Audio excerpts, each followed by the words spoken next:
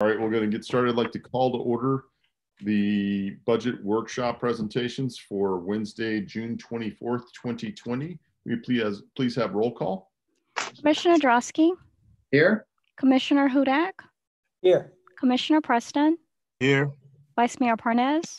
Here. Mayor Gantz. Here. Vice Mayor, would you please do us the honor of leading us in the Pledge of Allegiance?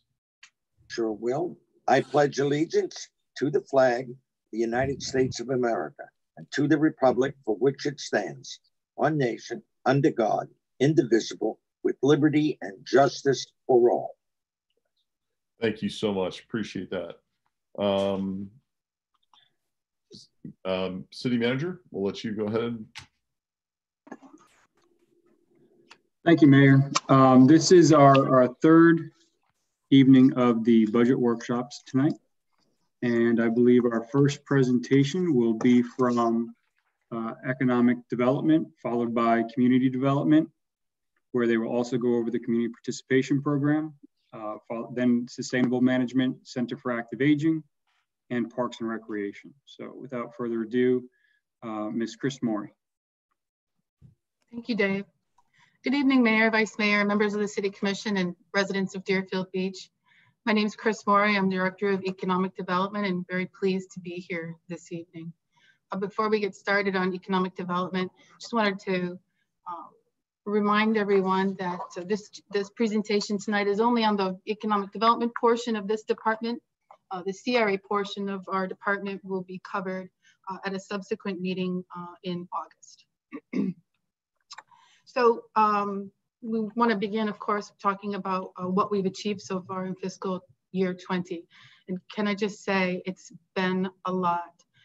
I'm just so proud of our department. By the way, our department is one full-time staff and half of my time, and what we've accomplished this past year. Let me just start with the good news. The good news is that, despite the fact that we've heard a lot of doom and gloom, there's been no slowdown in some areas. And so we want to start with, achievements in things that are good. As you can see, year to date this year, we have 409 new businesses in the city of Deerfield Beach. Comparing that to this time last year, we were only at 364. And we're going to talk about reasons for that a little bit later in the presentation. In your packet tomorrow, you're going to receive information that was really quite surprising. And that is that Broward County in general created 25,000 jobs last month. And so that's for the month beginning April 1st to May 1st. And that is explained mostly by the proliferation of jobs in construction, financial, and professional services. So, when one door opens, when one door closes, another one opens, and that is certainly the case with our local economy.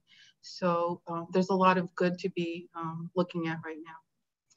So again, getting back to our department, what are our accomplishments this year? Well, out of necessity, our team has really stepped it up in terms of businesses assisted.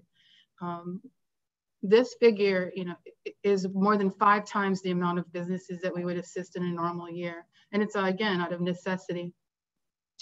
When COVID hit, our department quickly turned into a call center almost, where in one day we called all of the businesses in the city. The next day we called all of the restaurants in the city. The day after that, we called all of the bars in the city. And we went through those iterations practically every day for 2 weeks, which accounts for a lot of this number. But we made personal individual phone calls to businesses to explain that information and to reach out with a personal touch. And that personal touch has gone a long way. Not only have we created really detailed contact databases, so anytime we want to call restaurants or grocery stores or any type of specific business type in the city, we are ready to go. We talked to our businesses about guidelines as they came out. We helped them with disaster relief, unemployment, et cetera, et cetera. And I wanted to just drill down on some of those things. First of all, within the first week of the shutdown, our business rolled out a buy local campaign. And that one was called, it was actually, we called it Restaurant Bingo, because the restaurants were the first ones affected. And so we offered a $250 gift card to whoever it was that showed us receipts from 5 takeout orders from restaurants in the first week. And we'll talk more about the Buy Local campaign again a little bit later. It's no secret that unemployment assistance was a big issue for many residents.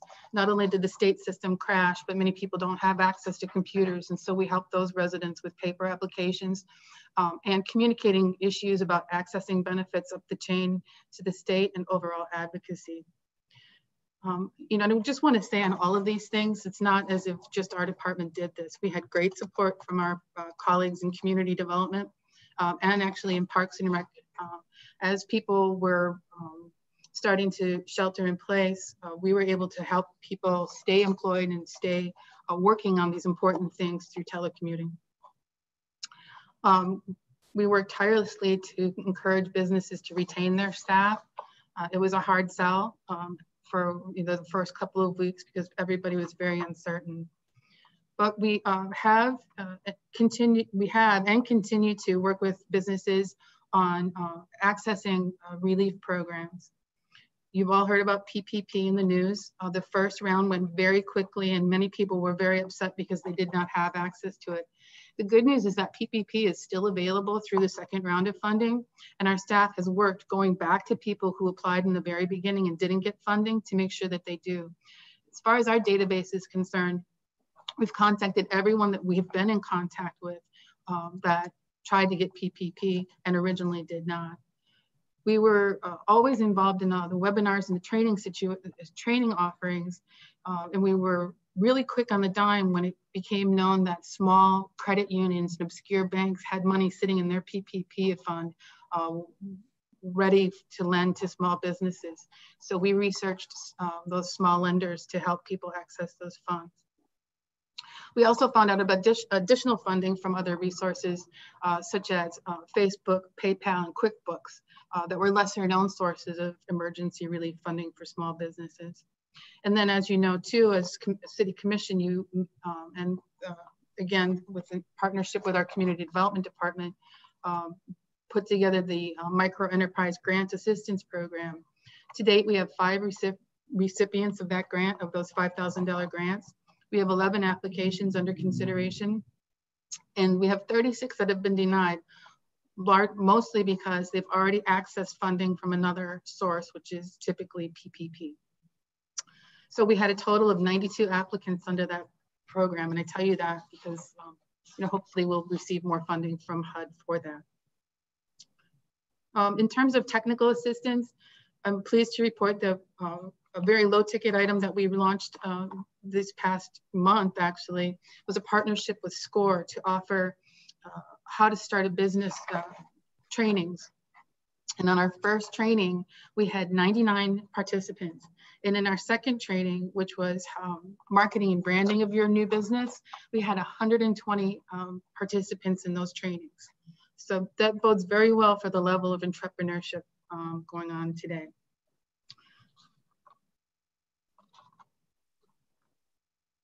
Sorry. In addition, above and beyond COVID, before COVID hit, of course, some of our accomplishments were the continuous special district marketing. We would regularly meet with investors to try to market developments in Pioneer Grove and the Dixie Business Residential Corridor, of course, as well as the Four Corners area and citywide. We offered our platinum permitting services, talking to businesses pre-submittal with the building department to coach them on ways to make the best of the permitting process and maximize the efficiencies there. We conducted 6 Bravo visits. Those are business retention and visitation outreach visits, again, before COVID hit and shut down that program. Throughout all of this, the partnerships that we had with our regional partners has never been more important. We've really relied on the Deerfield Beach Economic Development Council, the Chamber of Commerce, and the Greater Fort Lauderdale Alliance. And throughout all of it, we always keep an eye for employment opportunities and programs for Deerfield Beach residents. And that's so important to get our unemployment rates up and get people employed. And that's just an ongoing program for us. And then of course, another accomplishment that we're very proud of is the fact that we graduated 70 people from the Launch Code program with an overall city investment of approximately $15,000. So the return on that program is very, very good. Next slide, please. So fiscal 21 goals. The biggest goal for us is to keep on keeping on. Business assistance, the need for business assistance, support, and entrepreneurship development has never been higher. Through COVID, approximately 42% of Black businesses in the United States have closed, and 34% of Hispanic businesses have closed. So while that's sad in the short term, that's an opportunity for us to get those businesses back up and running. In Deerfield Beach, specifically, a goal for us is the Buy Local marketing campaign that we have been participating in. It's being rolled out by the county and supported by us in our own unique way. In Deerfield Beach, we're very lucky to have a lot of locally owned mom and pop type businesses. And so we want to support them the best that we can. Of course, our bread and butter is ongoing business recruitment, retention, and expansion. The work that we do in our office and industrial parks is our bread and butter. And it's one of the things that's keeping us afloat right now and making the hit that many cities are taking due to COVID slightly better for us. Of course, workforce development is an ongoing theme for us. As I just mentioned, we need to keep an eye on our our residents and make sure that we're figuring out programs and opportunities to get them to work, especially now due to the high unemployment that has just exacerbated our overall unemployment figures in the city. So of course, we're going to continue to focus on key economic indicators, including our ongoing issues with poverty, unemployment, and educational attainment. And as I just mentioned, building on our existing relationships, again, leaning on our regional organizations for support, technical assistance, advocacy, and information. And I can't emphasize it enough how pleased I am with all of the relationships that we made with the business community as a result of COVID. I feel like we are on a one-on-one first name basis with so many more, hundreds more, thousands more businesses than we were previously. And another goal for this year is just continued adaptation and flexibility. Hopefully I've made the point to the City Commission that we were every day faced with new challenges, and I feel like our staff really met those needs as they arose. Next slide, please.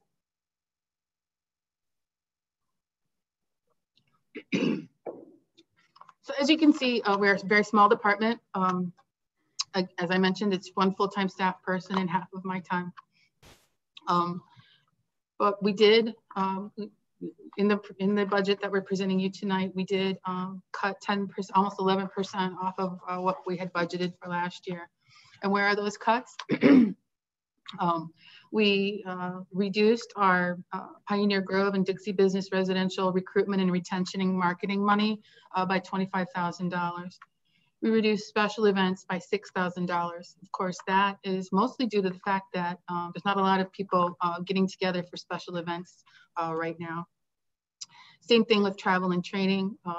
Those types of gatherings of the International Council of Shopping Centers and the International Economic Development Council was something that we cut because they're just not happening. Likewise, since we're not going to those events, we don't need to spend the $5,000 on marketing material or the printing of those collateral items. Next slide, please.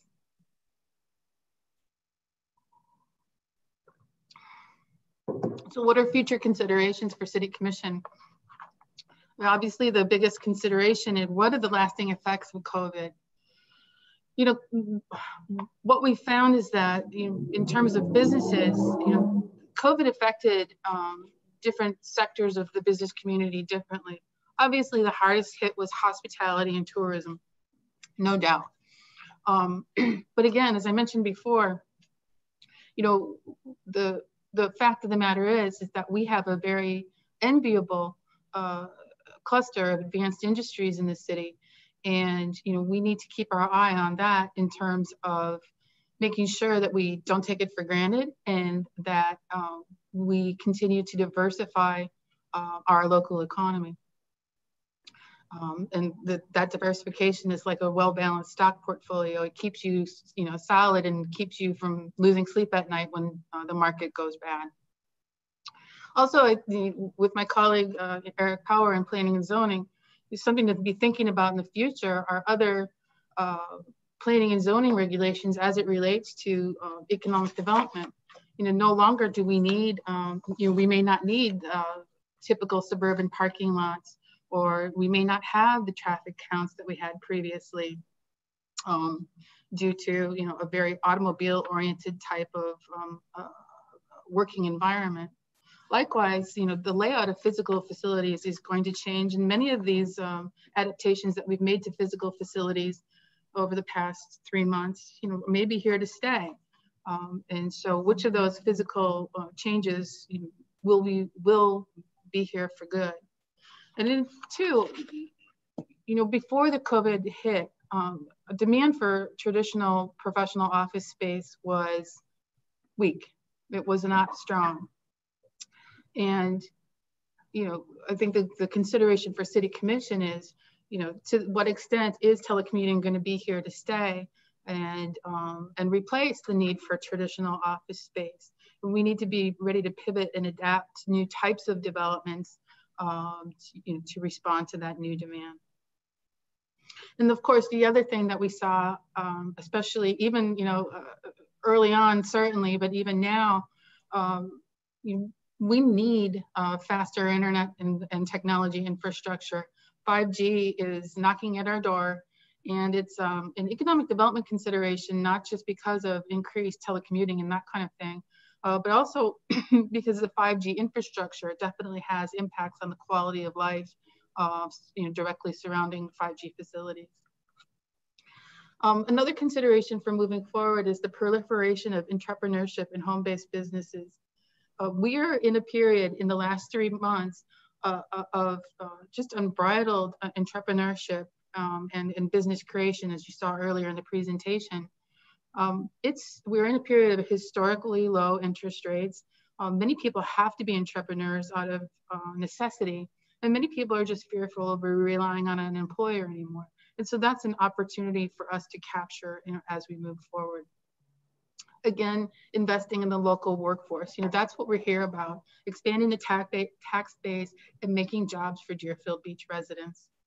And, again, getting back to our customized resources and assistance tailored to specific business districts in the city. Hopefully after we start to recover from COVID, we can get back to really looking at specific improvements to the unique, different micro economies within the city. Next slide, please. So the city manager asked us to suggest additional 10% worth of cuts in our contingency budget beyond the almost 11% I showed you previously. If asked to cut another 10%, staff's recommendation would be to cut the higher DFB incentive program. That's the program we rolled out last year to reward employers for job creation for Deerfield Beach residents at a rate of $500 per job. Additionally, we could cut $4,000 from the State of the City events. Previously, that was an in-person event at a local hotel or conference center type room.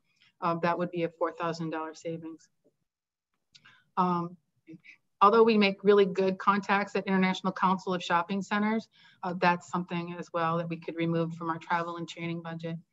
And then finally, last year we awarded $50,000 in a community participation grant to the Deerfield Beach Economic Development Council.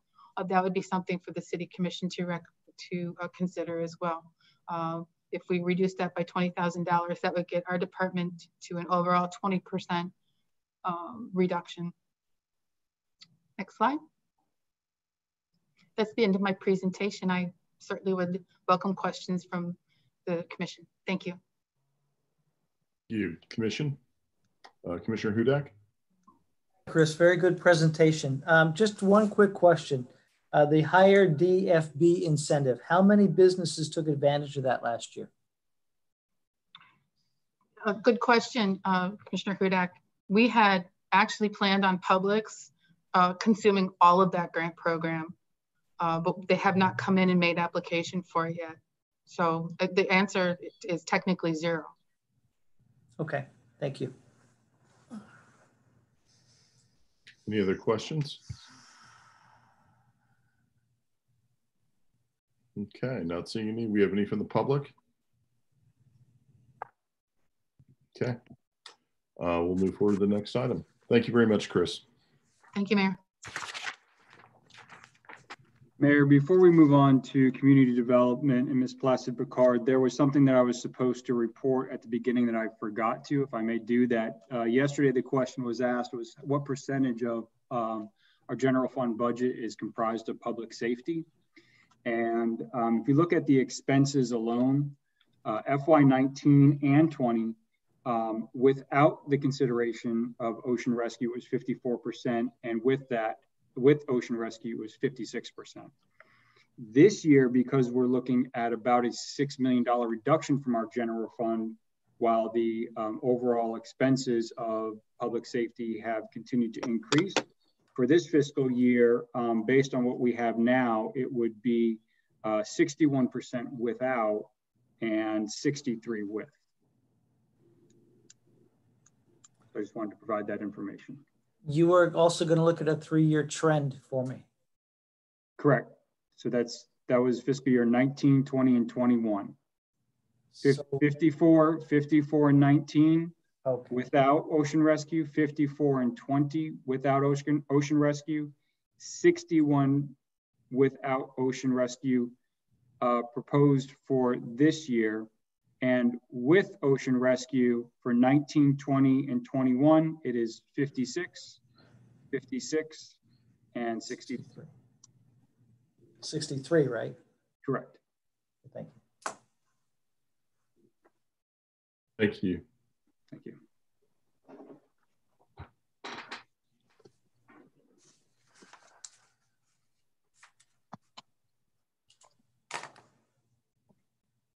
Good evening, Mayor, Vice Mayor, City Commissioners, Vicki Placid Picard, Community Development Director.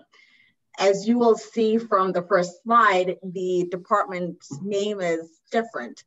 We are proposing to change the department's name to Legislative and Community Affairs to better align the department's functions and duties, which you will see as I go through the slides.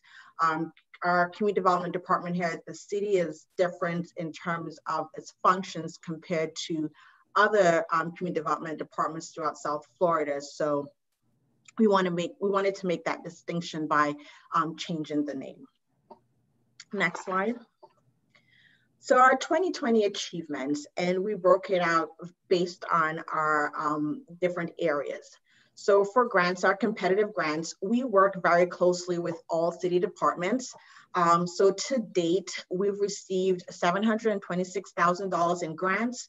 This includes hazard mitigation grant, Siemens grant, the flood mitigation assistance grant, C-SLIP Cycle 3, and a housing loss mitigation grant. Outstanding, we have $9.1 million. That means grants we've applied for, but we've not been notified of the award yet. And these are a variety of grants, from housing grants to mitigation grants, county incentive grants, safe routes to school grants. We do have quite a number of grants that are outstanding. Entitlement grants, we received $2.3 million, and that includes our CDBG, our home, our SHIP funds, as well as JAG funding. We were recently awarded CDBG COVID funding, and also through the Department of Justice COVID funding as well. For the Florida Legislative Appropriations, the budget that was submitted to the governor does include 2 projects for the city of Deerfield Beach. One being the $250,000 for the preschool redevelopment project, and $195,150 for Alzheimer's daycare, the operational component. We do hope that next week when the final budget comes out that our funding remains intact and it's not vetoed by the governor. The other thing that we've done in grants is we've created a citywide grant management policy and procedure. The draft is completed with the city undertaking more grants and ensuring that we're in compliance. This policy was created and we're working with our finance department currently, and next it will be sent to our city attorney's office for review. So for our schools and education, a couple years ago, we created our education initiative. And this year we were able, and this is all pre-COVID, we were able to secure 60 volunteers for our Reading Pals program, our Tutor-Mate program in our JA Biz Town. Reading Pals and Tutor-Mate are mentoring programs where we read with first and second grade students once a week to assist them to assist with reading, as sometimes they do have difficulty. Also, we created a Civics 101 program, partnered with the Deerfield Beach Middle School. This program allowed the students to better understand local government and some of the professions that you can have in local government. We did have 5 departments that worked with the students, identified issues, and the students came up with solutions. And one of the fun initiatives that we do is Read for the Record. Each year, Broward County identifies a day and a book that all schools read. So proud to say that our staff went out to each of our local elementary schools and participated in that event. Next slide. So our community development programs, we've assisted so far 9 home buyers with purchase assistance, assisted 22 households with home repair, and we have 15 projects that are under construction. One of our other projects we worked on in partnership with the South Florida Community Land Trust, we provided the land and they developed 6 new affordable single-family homes in Deerfield Beach. Recently, the City Commission, you approved the 5-year consolidated plan and an annual action plan and analysis of impediments, which is submitted to HUD. In partnership with Economic Development and our Planning and Development Services team, we established the Property Disposition Ordinance and Program. And one of the things I'll talk about a little bit more in a couple slides is we did improve the community participation grant process. Next slide. So for community outreach, we do work with our Parks and Rec department on this. We are a small team. So we do work with Parks and Rec on our community outreach initiative. During the holidays, we did get 50 bikes donated to us by Waste Connections. We worked with the schools and the community and we were able to distribute these bikes to families in our community. The Book and a Toy Drive, we got over 500 toys and books donated, which was distributed at our ice cream social with Santa during the holidays. One of the projects that we've been working on through COVID is our food distribution. To date, we've provided over 4,000 families with groceries, and we do have our next food distribution will be on Friday. And the legislative component, we've developed working relationships with members of our Broward legislative and congressional delegation, as well as our Florida legislature. And this is through, working with our city manager's office, working with you, the commission, with our Broward League of Cities, Florida League of Cities, the National League of Cities, Broward Days, to make sure that we build relationships and individuals at all levels, staff, as well as the elected officials know who Deerfield Beach is and what Deerfield Beach is currently doing and what our priorities and our goals are. The next example is with the county CARES Act funding. I know Commissioner Drosky was a part of the Broward League of Cities task force for the CARES funding. And through the advocacy with our federal and state government relations consultants, and working together with other municipalities in Broward County. Broward County initially, when they received the $324 million for CARES funding, was not going to share that funding with local municipalities. But through many entities' efforts, last week, Broward County did vote on providing 30% of those funds to local municipalities. So for our 2021 goals, we want to develop the city's state and federal legislative agenda. This is something that we will work with the city manager's office, all our departments, as well as the commission, because it is important for our government relations consultants, as well as federal and state entities, to know what is the city's priorities when it comes to federal legislation as well as state legislation. And it can be a document that at any given time, anyone from the city can provide to these entities when they're advocating for various causes. They know where the city of Deerfield Beach stands and what they need to advocate on our behalf. Also, to reestablish the Affordable Housing Advisory Committee.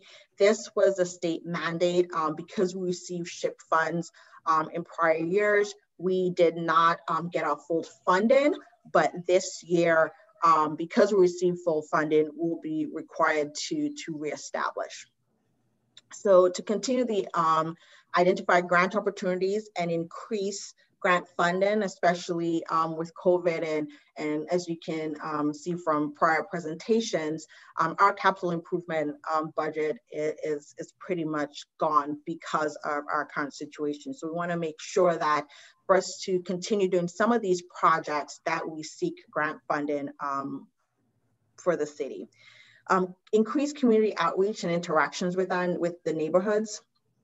We started with our CAT program, and also, which is our community assessment tours, and also working with BSO, where we walked the community. It's important for us to interact with our residents, speak to them, know what are some concerns, get to know them better, and this can be done through block parties. And this is an initiative that we want to make sure that we get more involved with our communities. And then also to continue to build relationships with Broward County School Board district staff and representatives. We do have a good relationship with our local principals and staff at the schools. However, we will be working on building the relationship downtown, making sure that we can collaborate with them on programs and bring resources to our residents. Next slide. So our legislative community affairs, the budget would be a reduction of 4%. CDBG, so our allocation is $960,000. However, the amount that you're seeing each year, we carry forward balances. Our goal each year is to reduce that, to make sure that we spend the funds as we receive it. So this year we're only carrying forward about $254,000 as we continue to complete projects. And then community participation, which I'll speak about later on, is the budget has been proposed reduced to $50,000, which is a 47% decrease.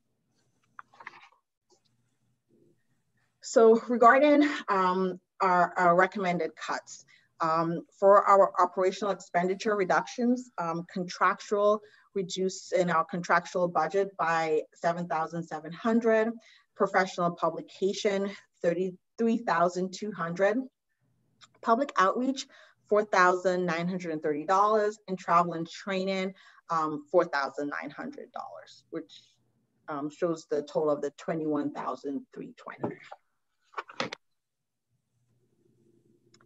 Next slide. Community participation. So each year, the city provides funding to charitable organizations who provide services to Deerfield Beach residents. Last year, the budget was $95,000 for community participation, we're proposing a budget of $50,000 for this year. We did get applications. The application enrollment period was May 1st to May 31st. We received 10 applications ranging from $3,900 to $35,000. So the total request is $117,975. As you may recall, this is a project for the commission in that so next week, our team will be putting packets together and we'll be providing to each commissioner the applications that were submitted with their backup documents, as well as guidelines and instructions. The commission will review the applications individually and rank them. It rank each request and also providing a funding recommendation. So the options with the funding recommendation will be to fully fund them, or you can partially fund them and identify what amount you'd like to partially fund them at, or do not recommend funding at all.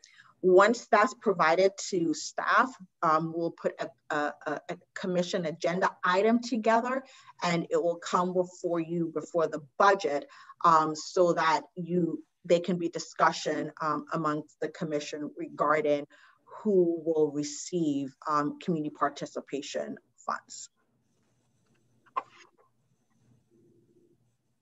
Next slide. So future considerations beyond FY21. And although I talked about it in my 2020 goals, something we will continue to advocate for and push for is to increase the city's visibility with state and federal agencies and delegation. Each year we go through the threat of reduction or elimination of entitlement funds. Is that this year we were able to receive full funding in the budget, the state budget for SHIP funds. However, not knowing what next year will look like, there's a possibility that the Sadowski Trust Funds may be swiped. We hope that doesn't happen, but there's always that threat. Also, future of affordable housing development, increased grant funding. We can't stress that enough. We know the importance of it, and definitely as more grants become available, where our teams that we are on every conference call, webinars, we're receiving those notifications because we know how important these funds will be to the city over the next couple of years. And then with COVID-19, one of the things that will be very important after COVID-19 is increase the collaboration with Broward County Schools to make sure we pursue other programs or improve our overall performance of our schools in the city. Broward County is proposing a hybrid model in the fall. So we want to make sure that none of our students are left behind, and also our parents are being provided the resources to help their children through the process. So we'll be thinking outside the box and working with Broward schools to make sure that our students remain a priority. And my final slide, the contingency budget. Like everyone else that everyone mentioned, the city manager has tasked us with reducing our budget further. Some of the areas that we looked at is for our Reading Pals program. I mentioned that before. We work with United Way and provide a program to two of our schools for first and second graders. Also our public outreach, reducing that budget. It includes our block parties, volunteering activities, MLK Day of Service, DFB Give Back. Office supplies, we could reduce that. Part-time salary, last year, we partnered with Broward County Schools and Deerfield Beach High School for three high school interns. So this is something that we can also eliminate. And the last one is really a cost savings. So because we receive CDBG funds, a portion of our CDBG funds is for plan and administration. A portion goes to our consultants. However, of that $65,211 goes to staff for their time on working on the programs, the reports, our home repair and purchase assistance program. So that $65,211 is actual funding that at the end of the year, meaning end of 2021, will go back to the city in the general fund. And that concludes my presentation. If you have any questions. I have one regarding that last point that you made up, or that you brought up regarding salary. Have we not been doing that in the past? Yes, we have been doing it in the past. We just wanted to identify it as making sure that everyone's aware of that. Okay, so that doesn't sound like it's a new suggestion. It's something we've been doing all along. Correct. Okay. Commissioner Drosky. Thank you, Mayor. Good evening, Ms. Placid-Picard. First, your suggestion for a legislative agenda going forward, I think, is a fantastic idea and overdue, actually, and it'll help us as electeds and others, you know, promote our ideas and our goals going forward. If we had it in a concise, you know, document that we all had, and we all agreed on what those goals are, I think to promote Deerfield Beach, to promote it to our fellow electeds, you know, higher up than us, is a great idea. And so I look forward to working on that with you, as I'm sure my colleagues do, because we are constantly advocating, you know, and lobbying for Deerfield Beach. So that's a good idea. I like that a lot. Secondly, question. Does the money that we pay our state and federal lobbyists, does that come from your budget? No, that is a non-departmental cost. Non-departmental, okay. Because it sounds like maybe it should be under your budget going forward, but I'll leave that up to others to decide how to categorize that. But that's also money well spent. The return we get on that investment is multiple times over. Hopefully, if the governor doesn't, I don't want to jinx us, if he approves the Center for Active Aging, that in and of itself will pay for it, let alone all the other benefits that we get. And last, and certainly not least, is the community participation grants. I thought we had discussed about refining that process, not leaving it to the commission, that we were not necessarily in the best position to evaluate the various entities that are on that list, that staff was more familiar with each entity and their goals, and that you were going to make a recommendation to us instead of leaving it to us to try and figure it out and fight amongst ourselves, so to speak, and rank it, because we always get into this tug of war on these grants, and when in the grand scheme of things in the budget, you know, it's pennies on the dollar, but we seem to get into the weeds every year on that, and I'd like to try and avoid that. Commissioner Drosky, Mayor, if I may. Yes. Commissioner Drosky, that's a model that's used in other places who have these types of programs as well. If that's something that the City Commission would like for staff to begin to evaluate, we could certainly do that. Might be best to have the City Commission, you know, bless the funding, the total funding, and we have a pretty good process in place, I believe, that we could adapt to do that. That's what the Commission would like. I, for one, thought that's what we had discussed before. I would like to see that. I don't know that I can, you know, I can evaluate some of them, but I don't know that I can give all of them a fair shake because I don't know all of them. So I think it would be better for staff to do that, and we can always reprioritize as the Commission sees fit, but at least give us a starting point. That's all I have, Mayor. Thank you. Thank you. Any other questions? Okay. As far as the suggestion by Commissioner Drosky, I think that's something we need to discuss maybe at a commission meeting, or how we want to do that and approach it. It's given us some food for thought on how we approach that. Okay. I don't like the way it was done last year, which is a little bit different than what was done in the past. I think there might have been some miscommunication or misunderstanding on how that was supposed to work, but it certainly is something we should discuss as we get closer to budget time. It is a smaller amount, but it does tend to bog us down for some strange reason. Okay, next item. Thank you, Mayor. We'll now move on to Mr. Gressick with Sustainable Management. Okay, good evening, everyone. Good evening, Mayor, Vice Mayor, Commissioners. Chad Gressick, Director of Sustainable Management.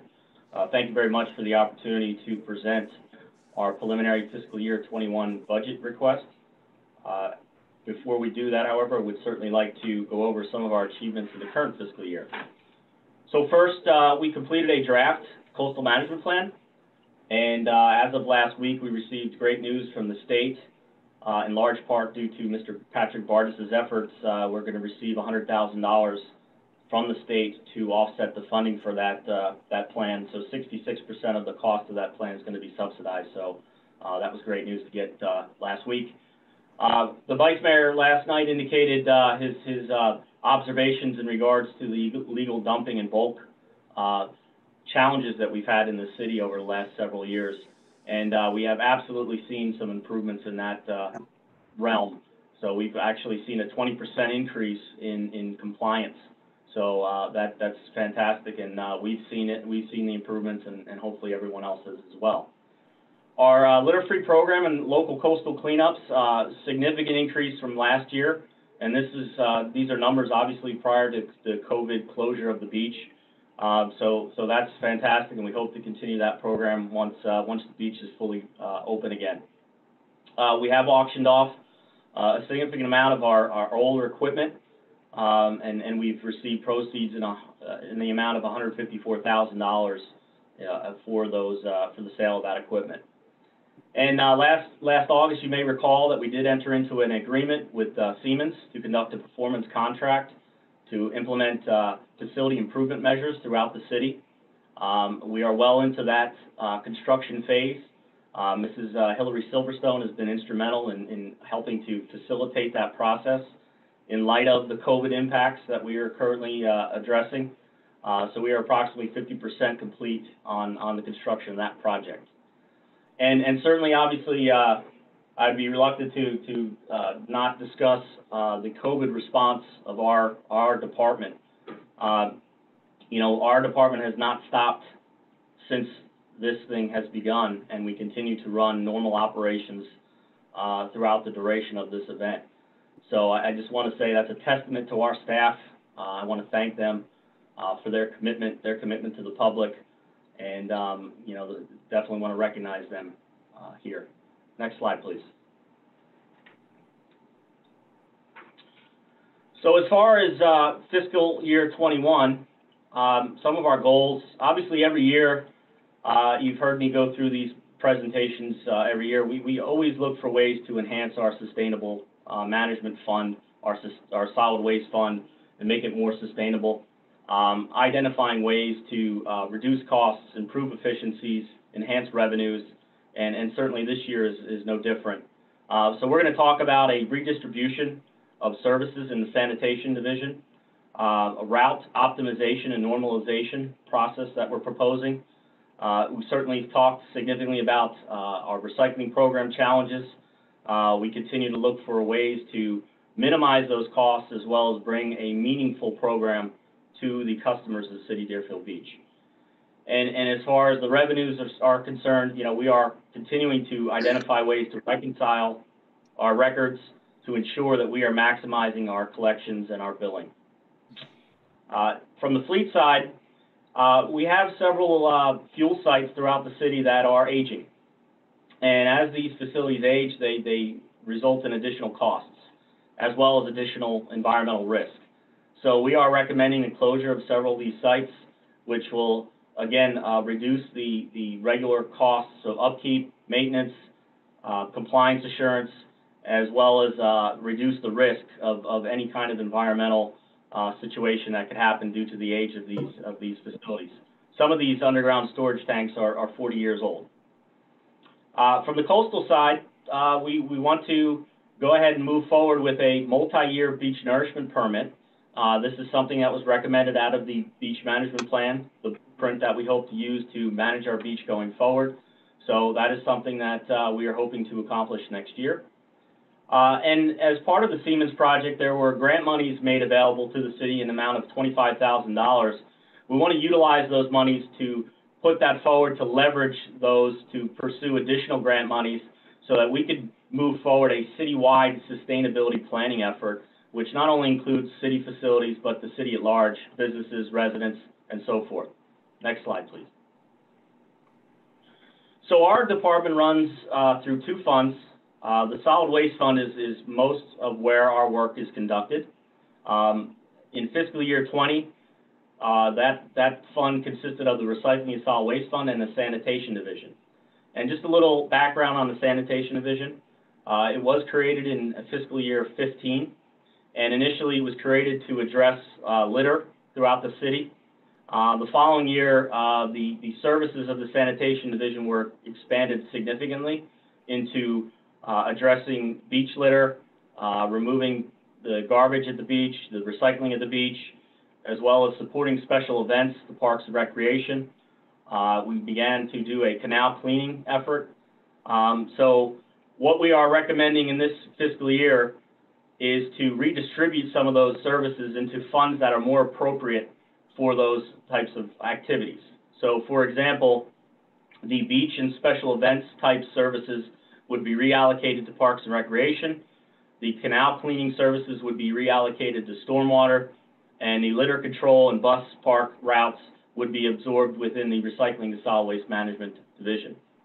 So if you look at our budget figures, we are looking at significant decreases. Obviously, most of that is through the reallocation of the sanitation division services. So we're looking at an approximate 9.5% decrease in the solid waste fund. Next slide, please. So delving into that a little deeper, from the personnel services side, we are looking at a slight increase. That increase is due to some upticks in overtime, as well as I mentioned in the previous slide, we are going to be absorbing some of those positions, some of those positions that are currently occupied by staff from the sanitation division. As far as our operating expenditures, we are expecting an uptick on those as well. We are obviously currently expecting an increase in recycling processing. That is, of course, without any modifications to the program. So we will talk about that later on in the contingency slide. But obviously, we are also seeing increases in disposal as there is an escalator with that contract that comes into play every year. I do want to specifically reference here that at this current time, we are not funding the solid waste code officer that we have been working with to address the bulk and illegal dumping issues throughout our city. That was a cut that was made in light of the financial challenges that we're currently facing, and that reduction is approximately $110,000 annually. Next slide, please. So the other fund that we operate out of is the general fund. The two divisions within that fund is fleet management and coastal and sustainable management. As you can see, in total, our general fund change is down approximately 2.6%. Next slide, please. From the fleet management division side, personnel services are proposed to go down. That is basically through keeping two positions vacant, a mechanic position as well as a senior mechanic position. In addition to that, we are recommending the reclassification of an inventory coordinator to an administrative assistant position, which would be an additional savings. From the operating expenditures, we are seeing a slight increase there.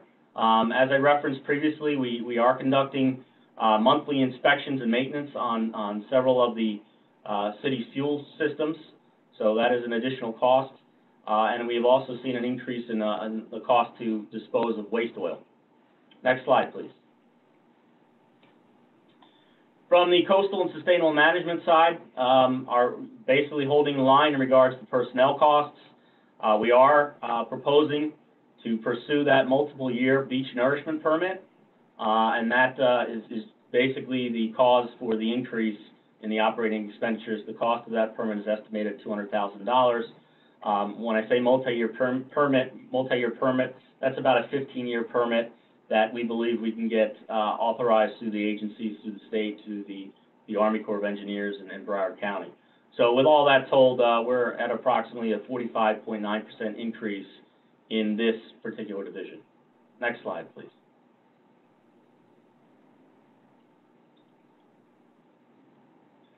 So what are our considerations beyond next year? Again, every year we're going to look at ways to make the solid waste fund more sustainable. This year we did initiate a process of looking at the financials of the fund and looking at a rate sufficiency study. However, due to COVID, we had to suspend that process. However, we do hope to hit the startup button on that again in the near future. It's very important.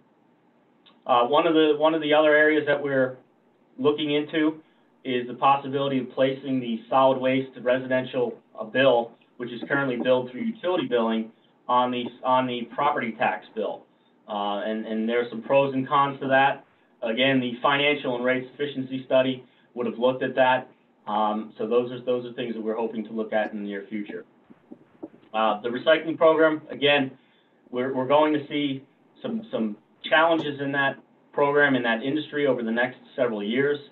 We don't see that stabilizing anytime soon. So it's going to be something that we're going to have to continue to contend with, again, to find ways to bring a meaningful recycling program to our community at a reasonable cost. From the fleet side, this is an ongoing challenge, not just for Deerfield Beach. This is an industry-wide challenge. I know you've heard me discuss this in the past. We continue to have a difficult time of hiring and retaining qualified fleet management personnel. You know, obviously our salary rates may not be in line with some of the competition. There's additional challenges with certifications. So we continue to see those challenges and look for creative ways to address it. Coastal management certainly is going to be a significant aspect of the city of Deerfield Beach going forward. We do hope our coastal management plan will help us to guide some management decisions going forward so that we can have a sustainable beach program. And again, sustainability planning, the whole concept of the Siemens project is really to illustrate to the community that the city is taking a leadership role in sustainability. And if we can do it, you can do it, and hopefully serve as a model for the community at large so that they can pursue similar activities that we're doing. Next slide. So the contingency slide you've heard about. These are additional potential cuts that could be made to further reduce our budget. The first item is the route collections optimization. And I have a whole slide for this, so I'm going to ask the clerk to go back, or to go forward rather, and then we're going to come back to this slide in a second. So right now we're anticipating those modifications to result in approximately $254,000 cost savings. And just so you understand the way our routes are currently set up, you know, right now our bulk routes are front-loaded. And what that means is the majority of the city is serviced on a Monday and Tuesday. And that results in a significant strain on the operations where you have to throw additional resources in making sure that the areas are serviced during the days that they are collected. So what we're proposing to do from the bulk side is really to smooth out the collections throughout the rest of the week, so that we're not collecting 72% of the city on a Monday and Tuesday. Because inevitably what will happen is we have equipment that goes down, we have personnel challenges, we have weather, and when those issues occur, it sets us back for the entire rest of the week. So we're hoping to smooth that out and be able to normalize collection routes going forward. And that also includes the residential garbage route. So again, right now we have routes on a Monday and Tuesday servicing the east and the west side at the same time. That is not an efficient way to service the city, to have our routes segregated like that and have our units across the city. It's best to consolidate them, to focus on one area at a time and get that area picked up and move on. So what that would do if we were to make these changes, we'd be able to significantly reduce operational costs. We'd be able to eliminate 3 collection routes per week, which is significant. Certainly reduce the need for additional capital equipment, the trucks that we would need to buy. Reduces that strain on the fleet garage, which again, we are having the challenge of finding mechanics and retaining mechanics, as well as the maintenance costs. And most importantly, it's going to improve service levels throughout the city. You know, we won't have to send out those notices that I really hate sending out that indicates we may, you know, not be able to service an area one day and have to hold over the next day. So if we can go back to the previous slide. So the other contingency items, we've talked about this in the past as well. Currently, our operations run every day except for Christmas Day. If we were to eliminate some holiday collections, 10 holidays, we would anticipate a savings of approximately $200,000. Just to be clear, that would mean there would be no makeup for that day that was missed, because if we did have a makeup, then we would incur overtime, and that would sort of defeat the purpose of the cost savings. A modified recycling program. So we've talked through workshops, through City Commission, in regards to some options that are out there in regards to making some modifications to our recycling program. So the number here is an average of what the savings would look like over those alternatives that we had proposed previously. And again, as it stands right now, our budget includes going back to a normal recycling program October 1st. And, you know, that is certainly something that, you know, we will need to discuss in more detail if that's the direction that the city wants to go. We currently do offer 4 household hazardous waste collection events throughout the year. Those events are costly, and we do have fairly limited participation in those events. We have approximately 50 people coming in those events. So, you know, the value for them is not very high. So that is an item that we could certainly eliminate and would result in approximately $80,000 cost savings. The last item from the solid waste fund would be equipment rental. So there comes time to time where we have we run into some situations where we don't have enough trucks up. We need to get those routes collected, and we would need to rent solid waste equipment. This is something that we have not had to use frequently. We've used it probably once in 3 years where we've rented a couple of units. This certainly could be removed. However, the understanding, if it is removed, that it eliminates some contingency should we run into a situation.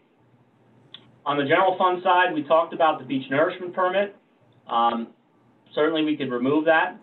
However, right outside my window, we have approximately 16,000 cubic yards of sand that we are ready to place on the beach, which we cannot do until we have a permit. So the longer that happens, the longer is the reasonable feasibility that we'll be able to place that sand. There's also other opportunities that may potentially exist with the city of Boca Raton in the near future for a joint program. So again, having a permit in hand is extremely valuable, and as such, we are recommending that remain in the budget if at all possible. Last but not least, we do have a fleet administrative assistant position, which was a reduction in the inventory coordinator grade that was vacated early this year. We can certainly defund that vacant position and continue to absorb those fleet administrative functions throughout the operations that we currently have. Next slide. Next slide, please. So with that, I'd be happy to take any questions, and I appreciate your time. Thank you. Thank you. Commissioner Hudak. Thank you, Mr. Mayor. Hey, Chad, very good presentation. Quick question, and this may be for the city manager as opposed to yourself. So on slide 3, you're eliminating $980,000 from your budget, and I guess it's going to other departments. So therefore, it's going to adversely affect those departments. I just want to make sure that if that does happen, those are going to be reflected in those departments, because, you know, I don't want a shell game going on where it looks like, great, we're eliminating $980,000 when in actuality we're just kind of moving.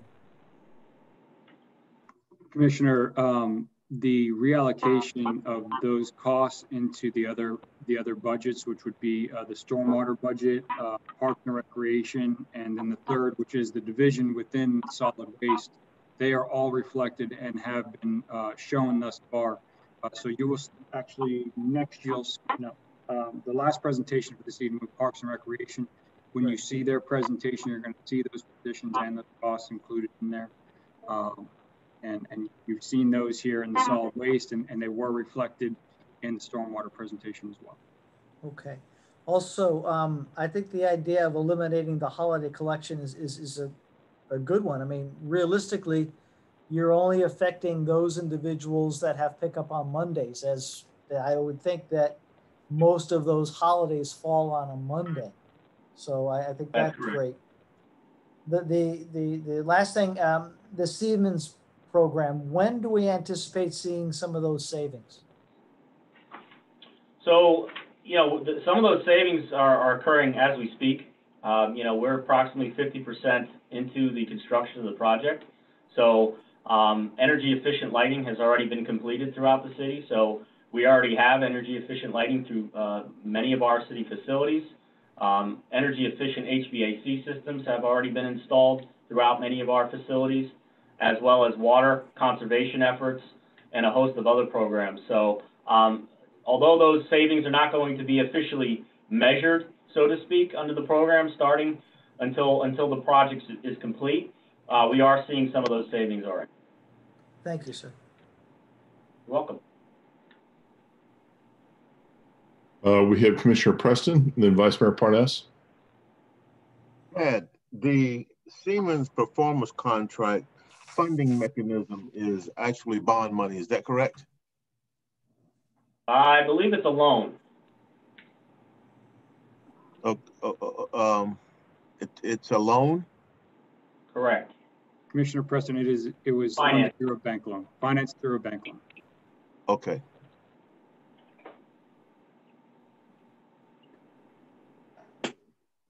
Is that it, Commissioner? Yes. Okay. Vice Mayor Parnas? Yes.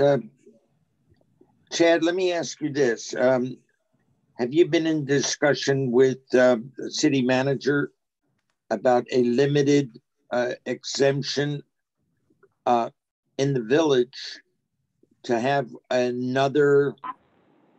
They have a rather large container to be picked up with recycled materials that they will post a sentry to make sure that only recyclables are put in it. And if so, if you'd let me know, I will, at a meeting tomorrow, let the village know that it's possible. Absolutely, Vice Mayor. You know, those are conversations that we've had with Master Management previously. So that is absolutely doable, and we certainly would recommend that approach. Thank you. You're welcome. Thank you. I agree with Commissioner Hudak. I think certainly the elimination of the holiday routes makes a lot of sense just on first blush, and then the rest of it is something I need to give further thought to. But I don't see any other hands raised, so we can move on to the next presentation. Thank you, Chad.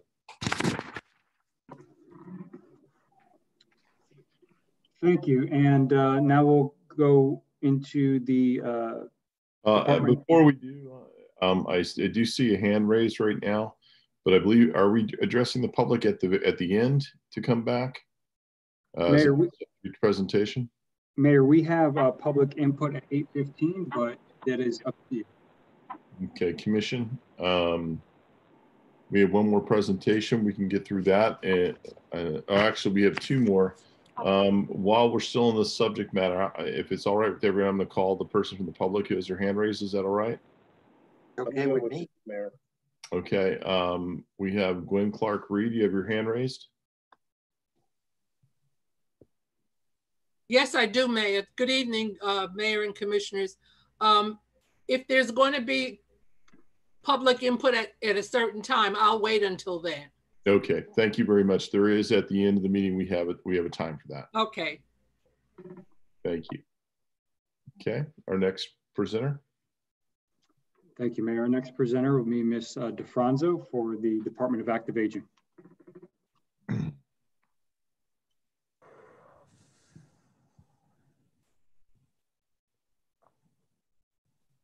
Good evening, Mayor, Vice Mayor, City Commissioners, City Manager, and Deerfield Beach residents. It's great to see you all. The Department of Active Aging has been providing an array of services and programs for our community for over 39 years, which would not be possible without the support of the City of Deerfield Beach. Although the COVID-19 pandemic has challenged all of us, the Center for Active Aging has been in a unique situation. Aging is resilient and committed to serving as a safety net for our community. Our dedicated and professional staff and volunteers not only provide quality and much needed services to our community on a daily basis, they've also done an extraordinary job in being flexible and responsive to the needs of the caregivers, the families, our fellow employees, as well as the community during this unprecedented and new normal. By preparing and distributing food, prescriptions, toilet paper, masks, educational information, modified transportation, counseling services, serving at the testing site, which has been wonderful, the temperature checks for employees, as well as creating new and innovative virtual programming for our community, which I'll talk about in a little bit. This slide talks about some of the fiscal year 20 achievements. Thanks to the City Commission, we added a Saturday community bus shuttle service for Deerfield Beach 1, primarily for the government housing complexes. It has been very successful, with approximately 50 passengers on Saturdays. We're very fortunate that we've been able to leverage the use of the transportation surtax funds for operating as well as capital costs. Fiscal year interlocal agreement with Broward County Transit has increased our recovery of revenue from $60,000 to $200,000 for both Express 1 and 2, and those buses continue to operate throughout COVID-19, even though they were in a modified schedule to get individuals to essential services. So kudos to our transportation team. As Vicki mentioned earlier, we have secured various types of letters of support from our caregivers, our CASA board, from various partners within the community that we have to advocate for the funding for the Alzheimer's Daycare Center and the preschool redevelopment project, along with the commissioner's assistance with this. And the House and the Senate voted to approve it, and we are still waiting for the governor. We've also increased awareness of services and programs via the Deerfield Beach social website and various social platforms, outreaching and virtual programming. The team has been really creative. Again, they changed on a dime as it relates to the congregate meals being served at the center, to home delivered meals, as well as with the various types of programming. We've had over 8,527 views, whether it be about caregiver tips, word games, enhanced fitness, part 1 and 2, low impact intensity exercises, music with me, story time, the value of gratitude, the importance of hydration, arts and crafts, and various other types of programs that have now been converted to the social media platforms. Next slide, please.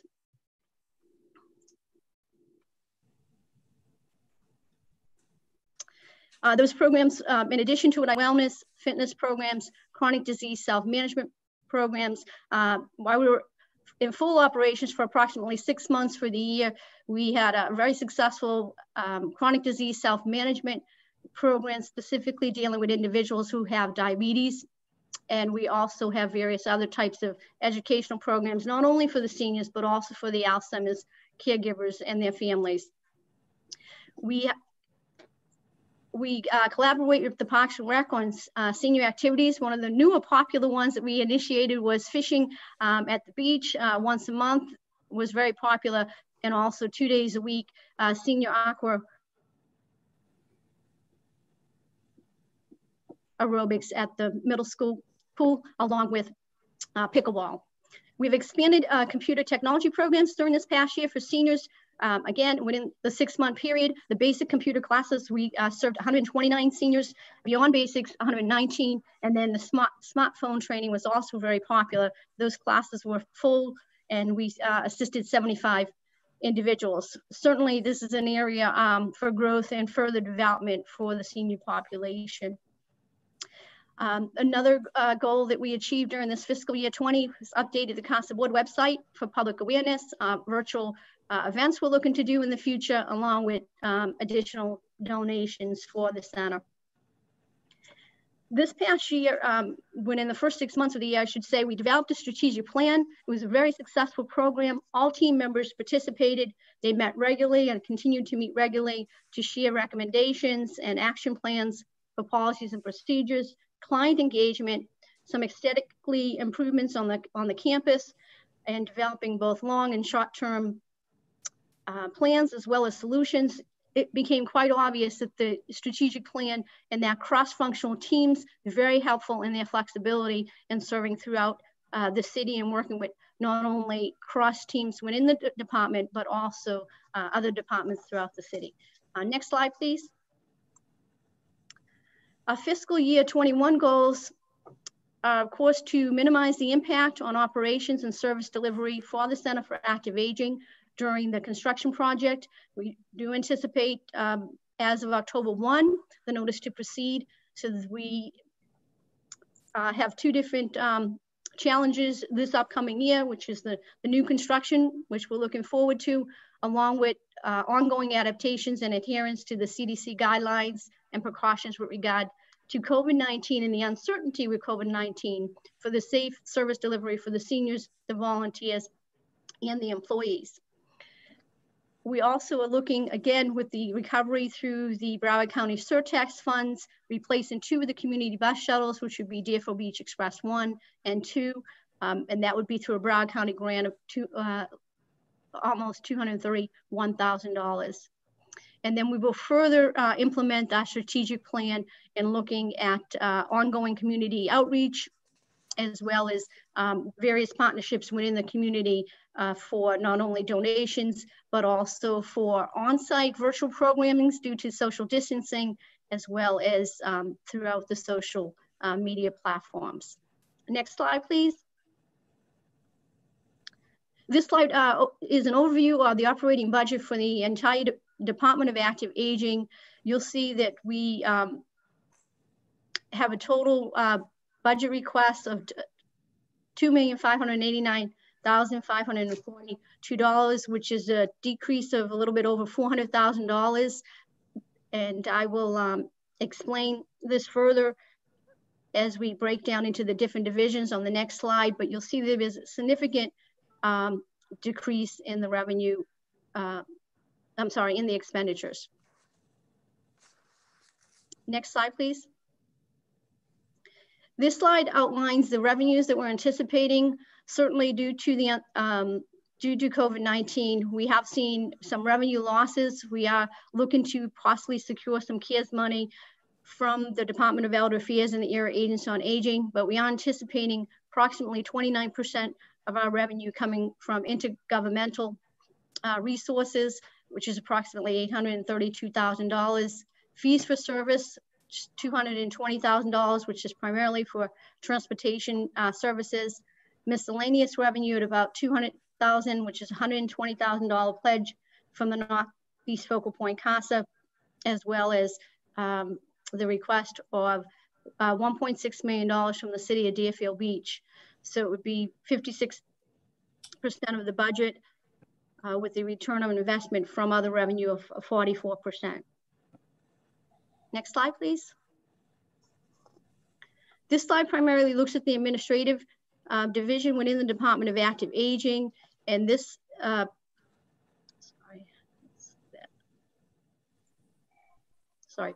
this particular division is decreased by about almost 13%. We have one vacant position of the administrative support specialist and a vacant office assistant, which will be unfunded for fiscal year 21. And we will see a decrease in our services and programs due to COVID-19. Next slide, please. The Center for Active Aging, we will also see a decrease in our personnel services as well as our operating expenditures. We have a vacant outreach coordinator, which is a part-time position, 2 vacant recreation leaders, as well as a vacant health support manager, which is a full-time position. And this division will decrease by about 31.6%. Again, the operating will decrease due to the decrease in the services and the programs that we will be providing during this upcoming year. Next slide, please. The Alzheimer's Daycare Center is only about a 1% decrease. The personnel services you see here decrease as it relates to insurance costs. As I mentioned before, with the strategic action plan that we work diligently on, all employees within our department, we'll continue with cross-functional tasks and responsibilities throughout the center so that we can preserve as many positions as possible, and they will work together, whether it be with the social services, recreation, health support, or the transportation teams for service delivery in this area. This is also a unique program. We're the only program of this nature within the Northeast section of Broward County for the Alzheimer's Center. Next slide, please. Next slide is the Child Care Center, the preschool. Again, just a slight increase, a decrease of 2% in this particular division of the Department of Active Aging based on insurance costs. And again, a decrease in services and programs due to social distancing. We'll be serving less children, as we will be serving less seniors and Alzheimer's participants, along with the construction that will be occurring on site. Next slide, please. Thank you. This division is our transportation division, and we see it, there's actually a decrease of 21% of the budget based on a full-time bus driver vacancy, as well as 3 part-time bus drivers. And then you'll see a 100% increase as it relates to capital, transportation capital, which is going to be funding 2 transportation buses, $231,000. And we'll see, we're already seeing decreases, of course, within our operating expenditures this year and anticipating next year as it relates to fuel and maintenance, et cetera. Next slide, please. I'm not sure where the non-departmental, can you go back one, Heather, please? Okay. Donna, the next slide is the correct next slide. Okay. The next slide, please. Thank you. Future considerations in fiscal year 21 for the Department of Active Aging. Potential for federal, state, and county government funding cuts. We do anticipate, of course, an increasing aging population with increasing needs. That's why we're very thankful for the new Center for Active Aging building. Daily operations are based on the uncertainty of COVID-19 as well as the adherence to the CDC guidelines. We do anticipate limited space as well as programming concerns based on the construction of the new building, along with the CDC guidelines of the social distancing requirements. Another future consideration is the consideration of expanding our community bus shuttle services with the cost recovery from the Broward County Transit surtax funding. That would be expanding possibly on Saturdays with both community bus shuttle 1 and 2, as well as in the western portions of Deerfield Beach in the future. And then we will continue to collaborate and integrate with various partnerships with the Parks and Rec Department as it relates to senior programming as well as youth programming. Next slide, please.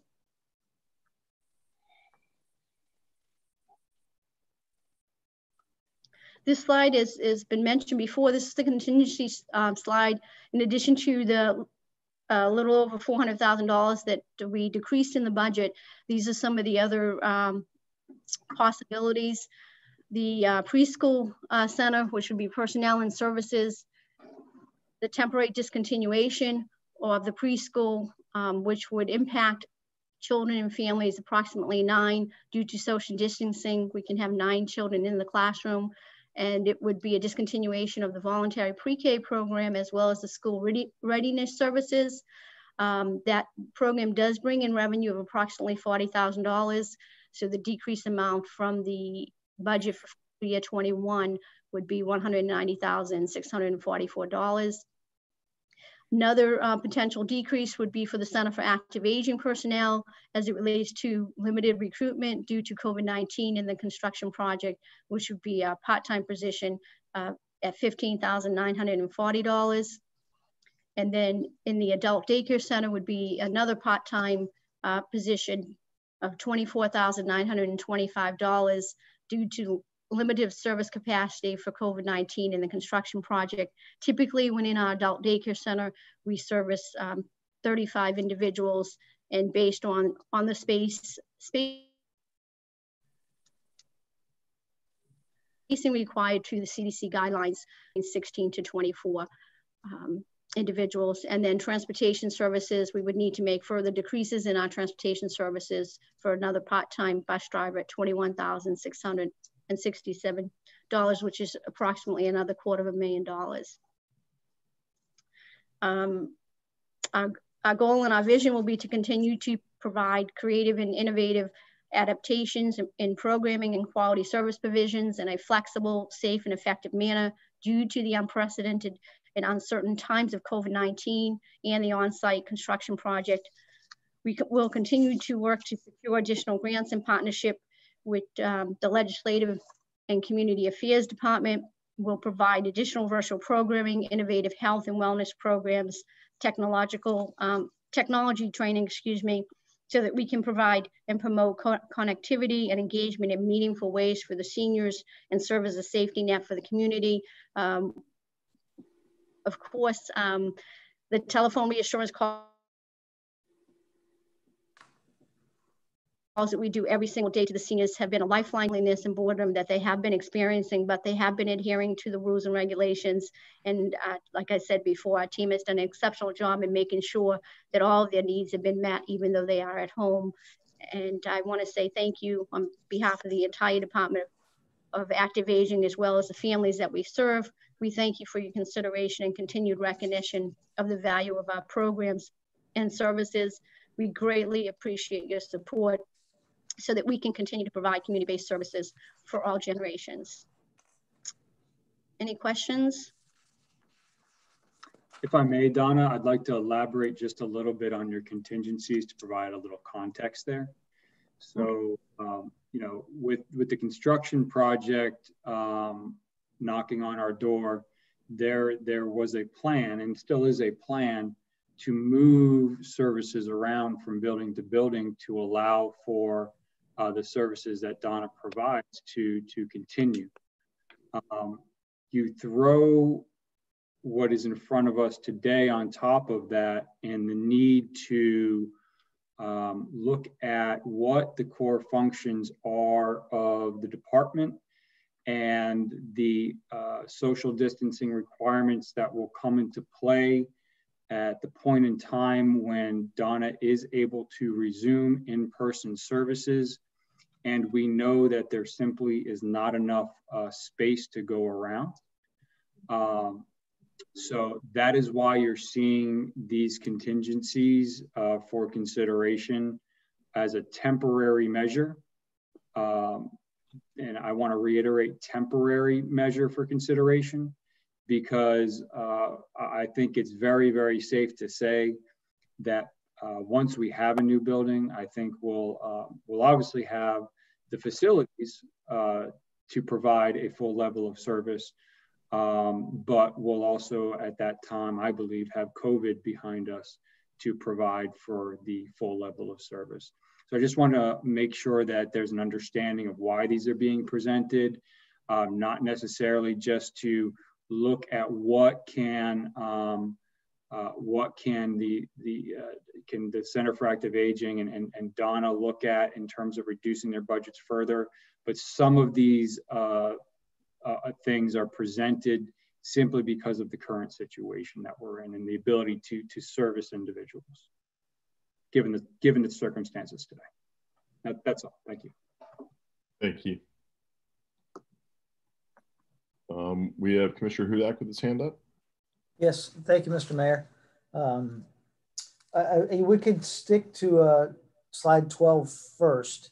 And so I do have a question about the preschool center. So $190,000 for 9 participants. What was the participation in 2019, 2020? And what is our capacity? We have license for 50. However, our capacity has been for 20. Before COVID-19, we had 16 children. And now after COVID-19, we're only allowed to put 9. Is that correct? We can't have more than 10 in the room. So we have the preschool teacher and then the 9 children. Gotcha. Yes. The other question I have is on slides 6, 7, and 10. And it's basically the same question. When you look at personal services, like on slide 6, it shows a reduction of $88,000. But when I add up personal expenditures, it only comes up to $55,000. So where would the other $33,000 come? And it will be the same question, the other $50,000 on slide 7, and I think it was slide 10. It was $36,000. It will be the insurance cost decreases. So like for this slide here, slide 7, insurance would be $50,000, really?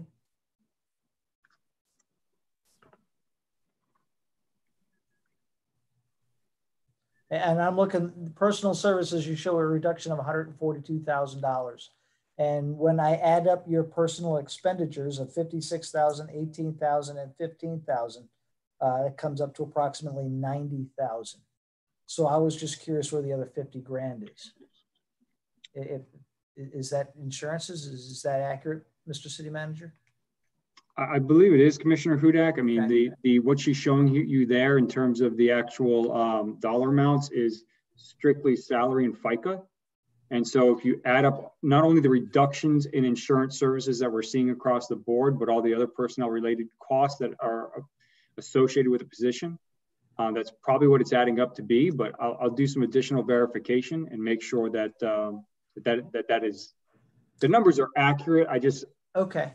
It could, because yesterday, I believe, and I forget which presentation it was, but when they were talking about a reduction in position, they included the insurance costs in that. So I just would like us to be consistent. If we're going to include the insurance costs to include with the individual, that's fine. If we're going to leave it out, that's fine. And maybe I misheard, but I could have sworn that they said that included the insurance cost when they were looking at reducing a position. In the sense that across the board, we've seen our insurance services costs go down across the board. So within any decrease in any of the personnel services, you're going to see the insurance services decrease, as well as any other effects that are on the personnel services too. So. But I'll look at what that delta is and make sure that it's, I mean, I know that these numbers are accurate, but get some verification on what that delta is. I appreciate it, sir. Mm-hmm. What I'd like further information on is any of the reduction in the bus services or any of the transportation services. It doesn't have to be provided right now, but that's something that I'd like to know. What is the impact of those reductions on our routes and on the residents that depend on these routes? We will continue with the community bus shuttle, which is for all ages to Express 1 and 2, the community development block grant. We would have limitations as it relates to any type of special events and activities. And that would be something I believe Preston will be speaking about next as it relates to transportation for special special events and activities. Door-to-door demand services, although we're limited right now with only 10 individuals on a bus, and if we have to do a shuttle service for that, we certainly will do so. So there's been extra drivers that we've had in the budget for some of the Parks and Rec special events. We will continue to participate with the Urban League. We were able to increase the revenue from them approximately another $7,000 from $10,000 for the college tours that we do on Saturdays. So those services will continue once the schools reopen. So it really would be the fact that we'll be probably, when we reopen, 50% capacity as relates to the Alzheimer's and the Senior Center for services to and from the center. And that's where we would have the decrease. Okay, so it's basically based on capacity due to the restrictions that we'll have. We're not going to be eliminating the new Saturday routes or anything like that?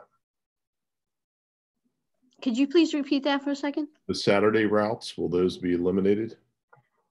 We'll continue with those. We don't have those right now because we're trying to save money for this particular fiscal year. We have applied to Broward County to have them cover the Saturday routes for Express 1 and 2. We have not gotten a confirmation from them as of yet. Okay.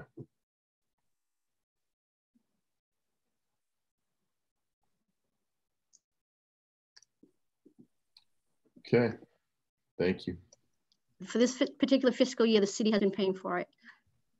Yeah, that was part of the program. I wasn't aware that it was suspended due to cost cuts.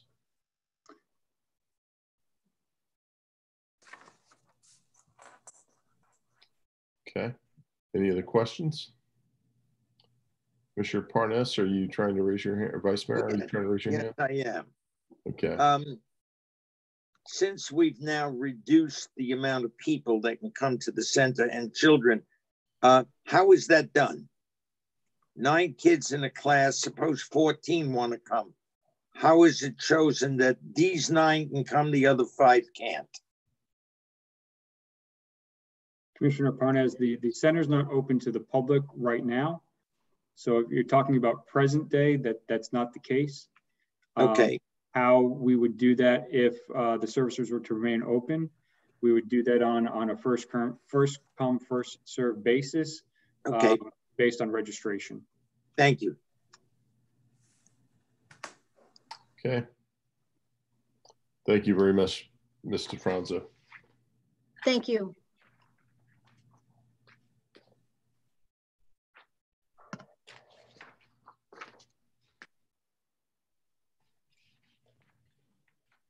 We have Parks and Rec next. Correct. Yes, we have Mr. Preston Pooser for Parks and Recreation.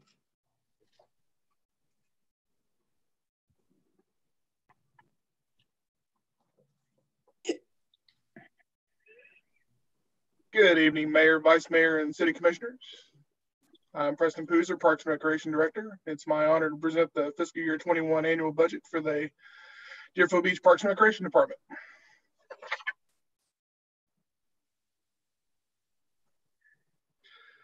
We have landscape, fiscal year 20 achievements, landscape enhancements at the beach and ball fields and parks.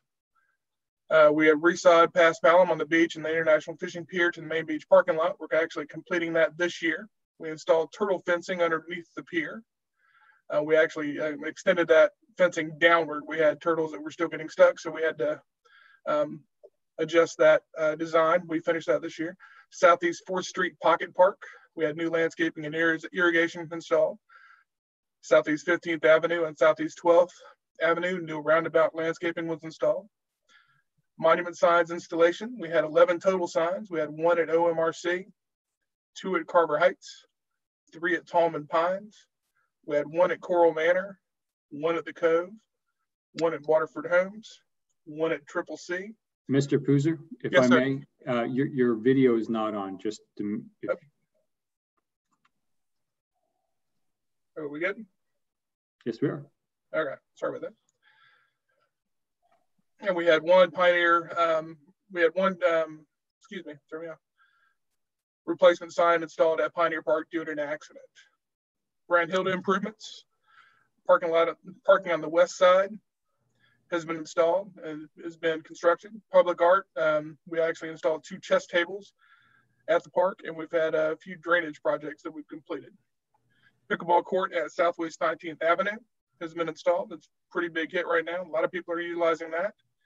Shade structure at Hillsborough Community Center was construction. We created a waterfront walking club. We're averaging about 30 people a week when that's in operation. Constitution Park property survey.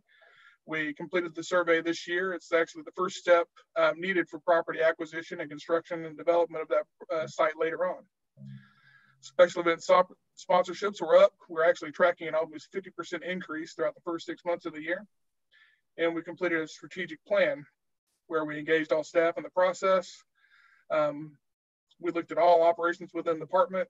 We set short-term and long-time goals, reviewed policies and procedures. We're actually rolling out the recommendations of that when COVID hit. So when we get back to some sense of normalcy, we'll keep working on the strategic plan and the rollout of that plan. Ongoing projects, Brandhilder Richardson Knowles Memorial Park and Historic Cemetery.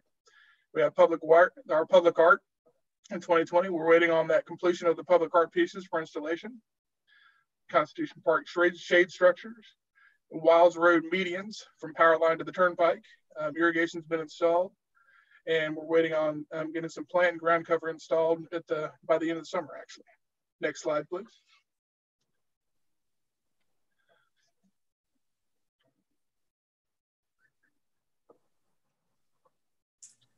Let's see.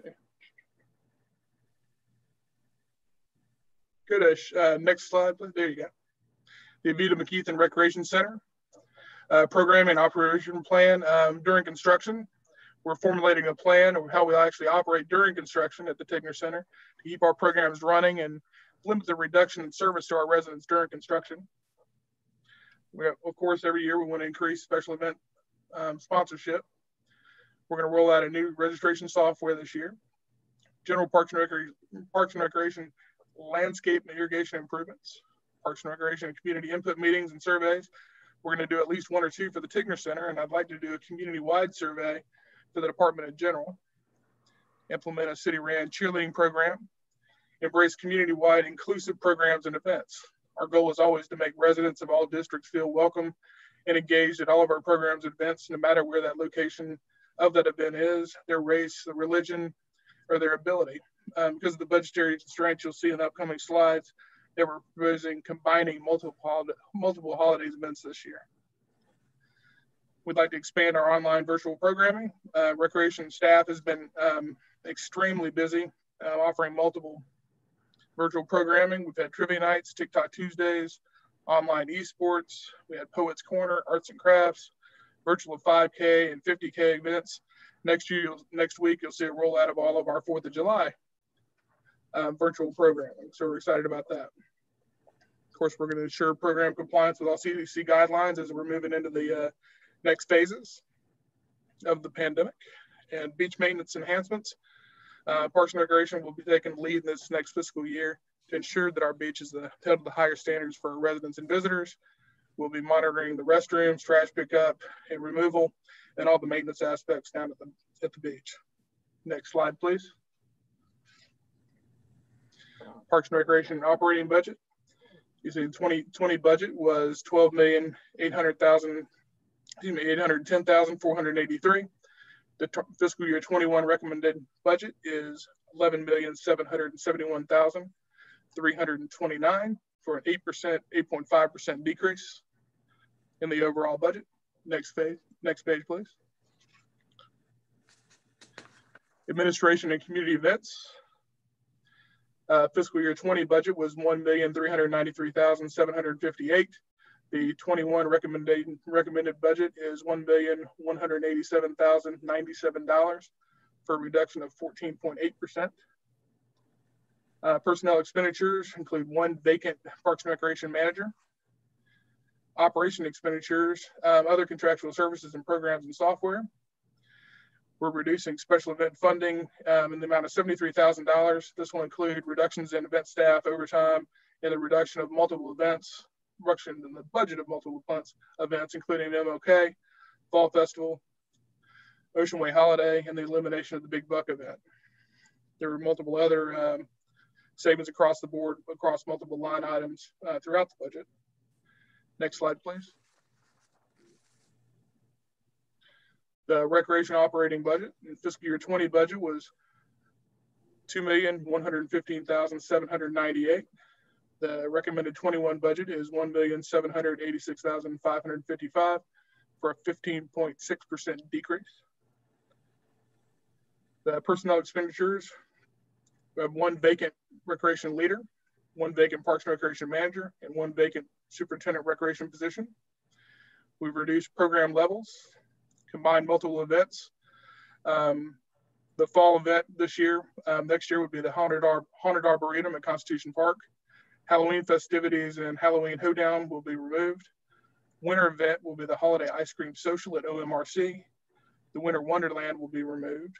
Spring event will be the Flashlight Easter Egg Hunt at Middle School Athletic Complex, and the Flashlight Egg Hunt and Egg Extravaganza will be removed.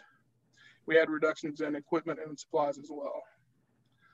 Other reductions across the board were made in multiple line items throughout the budget. Could be, some minor adjustments here and there, but that was the major ones. Next slide, please.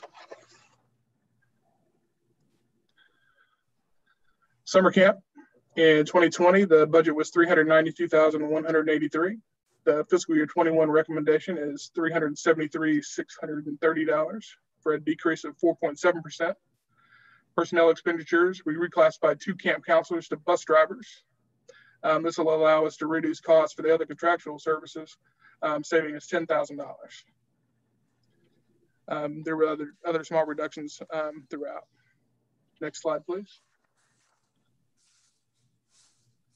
The maintenance operating budget, 2020 operating budget was $6,378,274.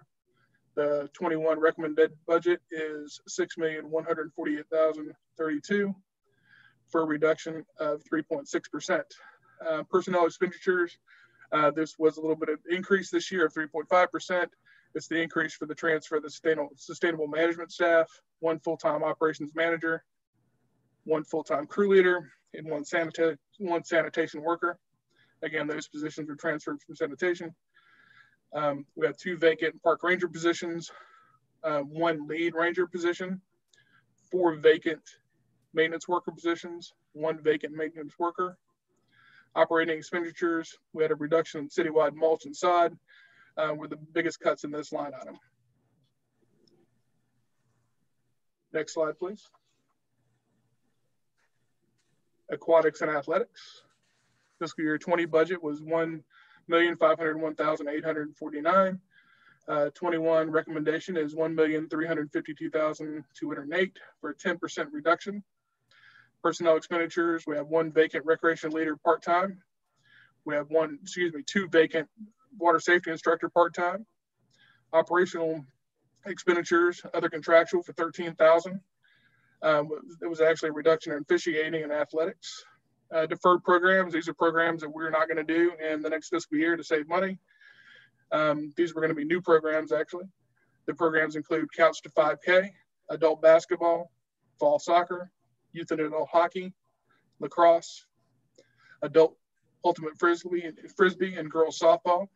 Travel and training was cut by $4,000, and merchandise resale was cut as well. Next slides, please. Waterfront operations, fiscal year 20 budget, $811. Fiscal year 21 recommendation is $489,985 for a reduction of 18%. Personnel expenditures, we have 4 vacant pier attendants part-time. We have 1 vacant maintenance worker part-time. Other expenditures, equipment and tools and hardware, $16,000. Reduction in the DNR lease, if we reduce that by $5,000.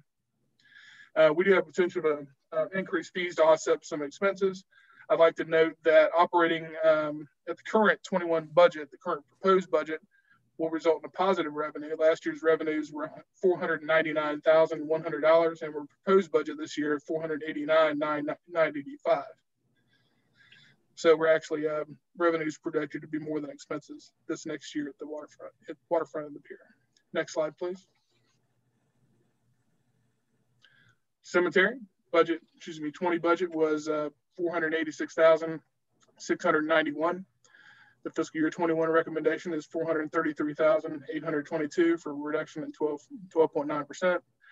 Reduction in operating expenditures. The largest reduction was the removal purchase of plot markers for $11.5. And then there were some other minor reductions across the board and across multiple accounts. Next slide, please. Future considerations beyond beyond fiscal year 21. New operation guidelines. How are we going to operate with the new times we're facing due to COVID? Every operation within our department is going to be affected. We'll need to continue to adapt how we offer services to the public. CAPRA accreditation, we're still interested in that. And we actually, every time we do a policy and procedure or an SOP, we're one step closer to getting those issues fixed that we need to have in place for CAPRA accreditation. Parks and Recreation System Master Plan. It's been 16 years since we've had a system-wide master plan for the Parks and Recreation Department. So we'd like to have a system-wide master plan sometime in the future. Park and facility improvements, Constitution Park, Community Center. It's going to need a complete renovation or a replacement in the future. We have aging pavilions. We have aging citywide playground improvements that need to be made. Cemetery. I'd like to add some fencing at the cemetery in the future and do some other upgrades at the cemetery.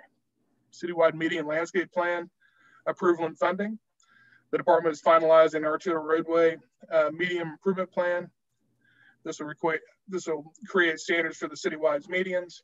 This will be brought before the City Commission for approval. Funding will then be needed in order to implement these new plans. And of course, the Marty Propelski Park development needs to be on our future thoughts as well. Next page, please. Contingency budget. These are those hard decisions that could be considered. Modify pier operations. If we change the hours at the pier from 6 a.m. to 11 p.m. 7 days a week, we would lose or we'd reduce one part-time pier attendant, that overnight person, or staff for $18,500 savings. Service to maintain and maintenance.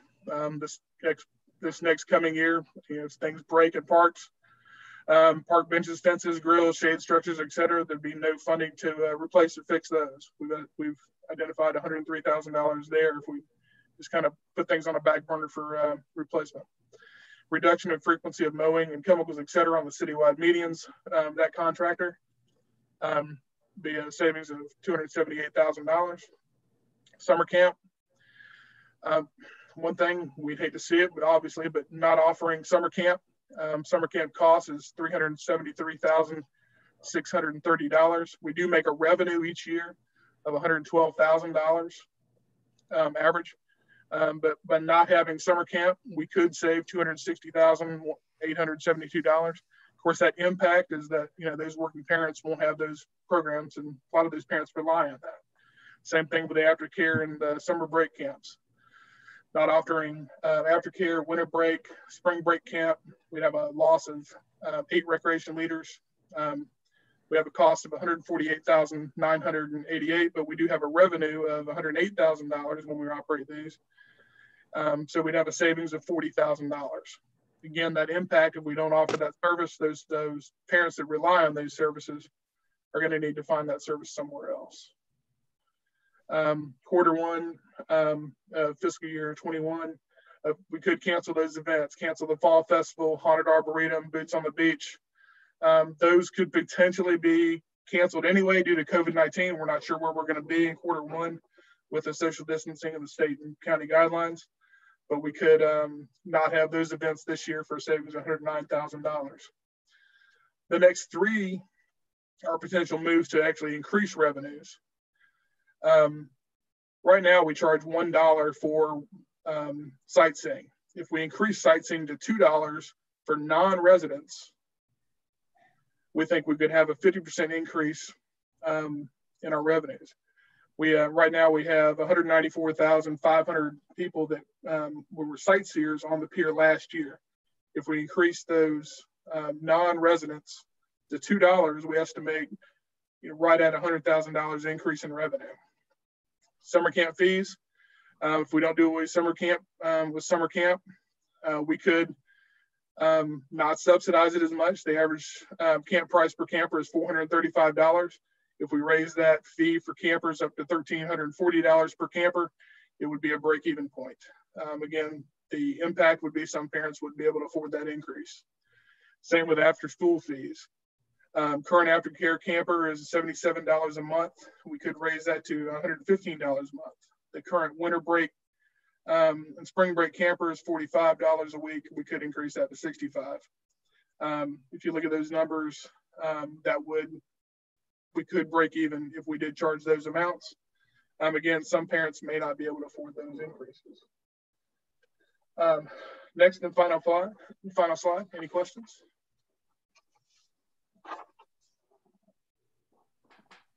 There seems to have been some decisions made on some events to be cut, and that information was being read to us, but it's not in the backup. That's something that should probably be provided to us, and the justifications and reasonings for that. I think when it comes to all of these events, explaining it to us as to the reason why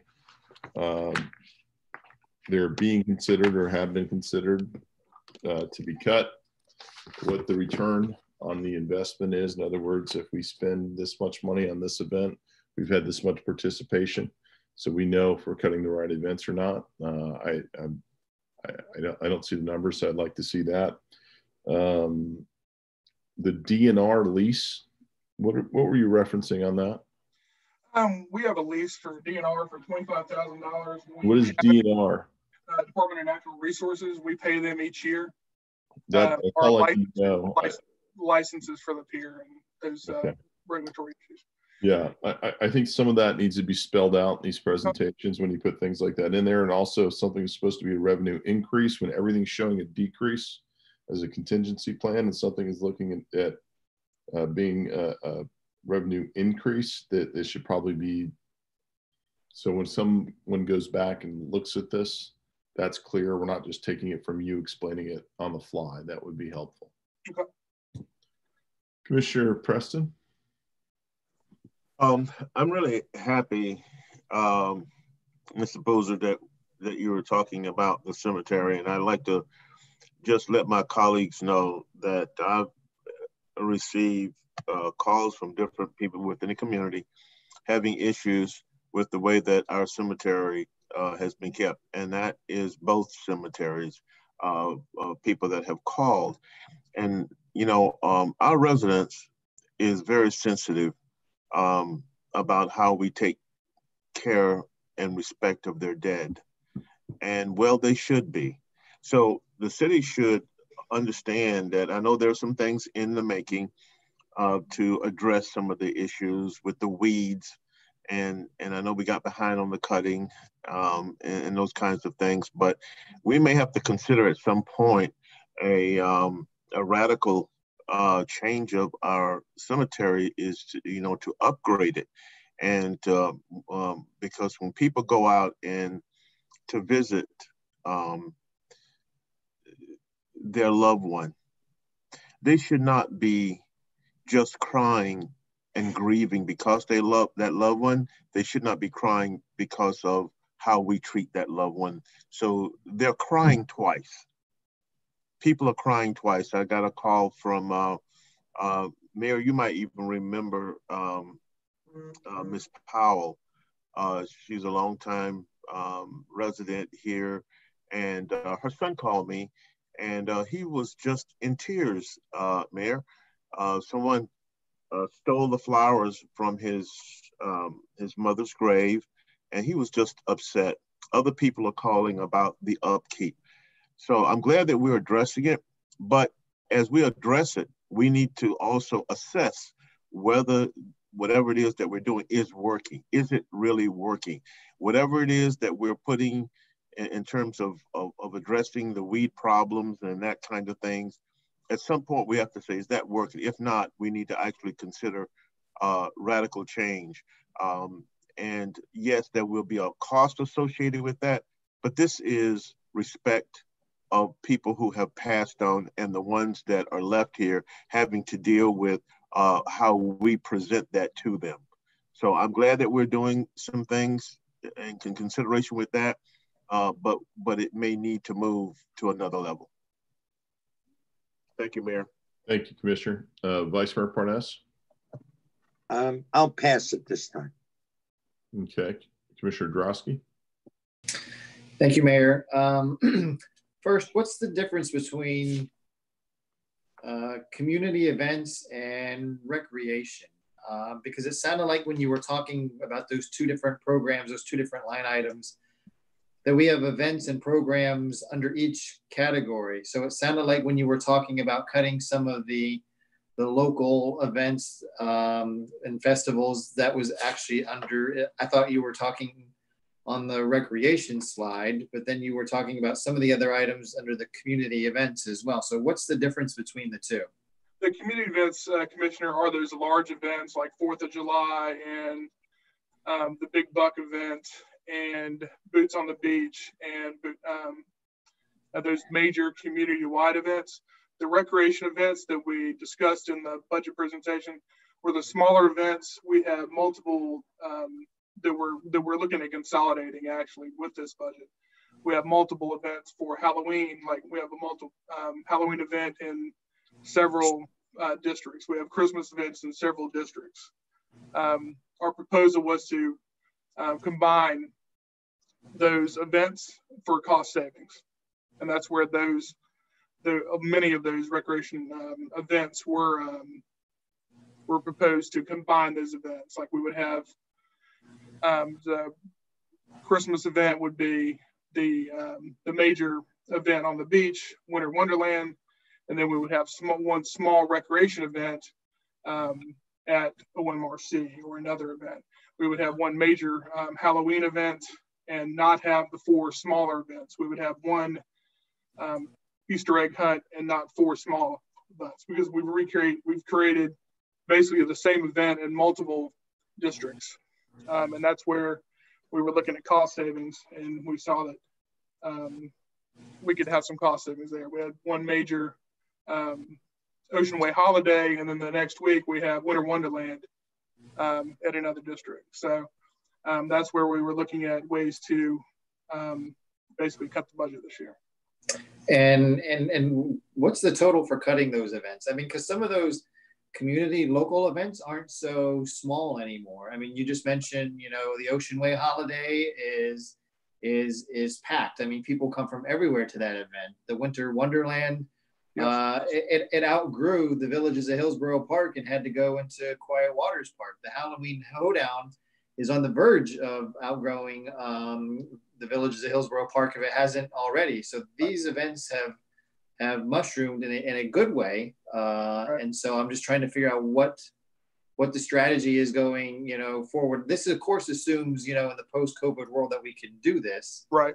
But if we can, what's the strategy? You know, it's a proposed budget. If the commission would like us to keep those smaller events and do the duplicate events, I can get you those numbers on what those cost. I can give you that. I think it's something we need to evaluate. I mean, there's some great districts in District, you know, 2. I've been, you know, Commissioner Preston and I have been to many in the Robb Gymnasium that's packed, you know, with the different events. So that's going to be tough. It's food for thought, how to kind of parse these out. So if you could get that to us, I need to think on that some more. I can get you a full report on what those smaller events cost. The 21 future considerations beyond 21, you have the CAPRA accreditation. Now, yeah. That's one of the things that you were talking about when you first came on board, because that was kind of your bailiwick, you know, that you accredited the program in Georgia. So yes. What's the timeline for that? Because I thought it was a pretty specific. It is. Typically, it takes about 5 years to do. Every time, much of that accreditation is compiling policy and procedures, standard operating procedures. It looks at everything we do within the department. It also forces us to work with the other departments. There's a whole section 2 of CAPRA accreditation is finance. We work with the finance department. There's a law enforcement and public safety section. So really my last 2 cities, it took about 5 years to get accredited. But like I said in my presentation, every time we do a policy and procedure, every time we do an SOP, that is a check mark somewhere within that accreditation where we can get that done. I just haven't started compiling that as of yet. It's policy and procedures, it's manuals, it's working with HR to come up with employee policy and procedures, everything within that department of HR that we do within a city. And it just shows it's a 5-year process. The final is a site visit from cohorts from around the country. They will come on site, look at everything we do, and decide whether we're accredited. But it does take about 5 years. Like I said, I'm compiling these policy and procedures and SOPs and the manuals that we have that we're coming up with. That's all part of it. So, but as soon as I pay that initial fee to start the process, it's about 5 years. So I haven't pulled the trigger yet because I wanted to make sure we're ready to go. So when are you going to be ready to pull that trigger? Because as I remember, this isn't just for fun or feel good. There's an actual financial incentive to this because once we get the accreditation, we'd be eligible for grants that we're not eligible for now. So there is a financial benefit to this. It can give us a leg up over somebody else if there's a competition for grants, if it comes down to us and another agency, and we're accredited and they are not. Sometime, and I've seen that happen with other agencies where an agency was awarded a grant because those granting agencies realize that agency has all their policy and procedures in order to get things done. So it kind of is an extra feather in your cap as a city and as a department to get grants. So. Okay, I'd like to see us stay on target with that, please. Yes, sir. That's all I have for now. I may come back, Mayor, but that's all I have for now. Thank you. No problem. Commissioner Hudak. Thank you, Mayor. Yeah, I too am interested in seeing the cost for our events and the ones that you're considering eliminating, because I do think it's important. They do, create a sense of community throughout Deerfield Beach. So I think it's vitally important that before we, pull the trigger on any of those, that we have a deep dive discussion on that. There were a couple of other opportunities for increase in revenues.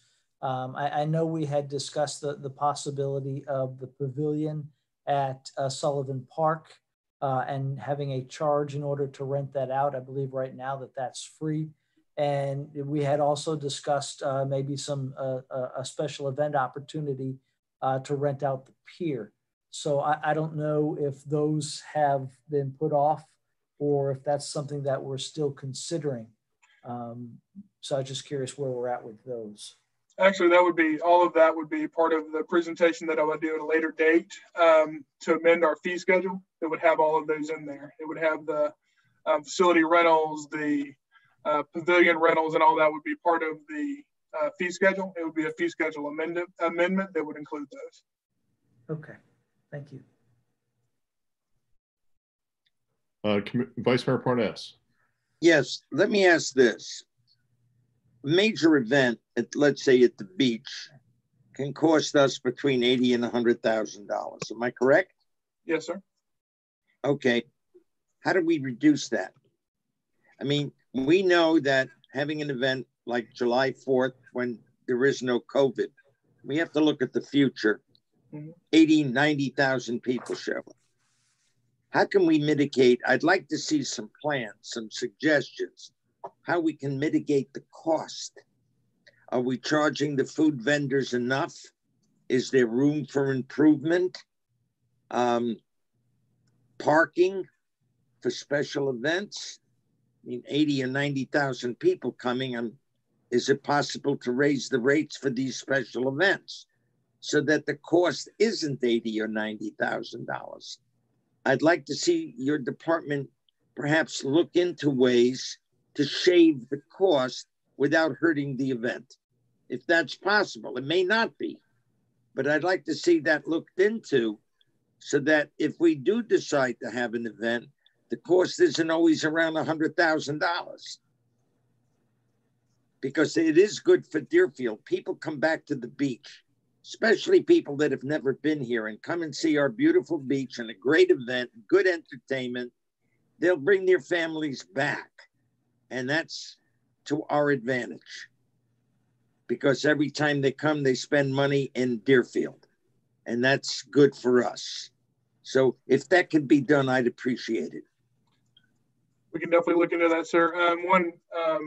Ocean Brews and Blues, we have enough sponsorships and our fee structure where we charge for the beer on that one that we actually came close to breaking even. And I don't have those numbers in front of me, but I can use that as an example. More sponsorships and look at ways that we can reduce costs. Thank you. Yes, sir.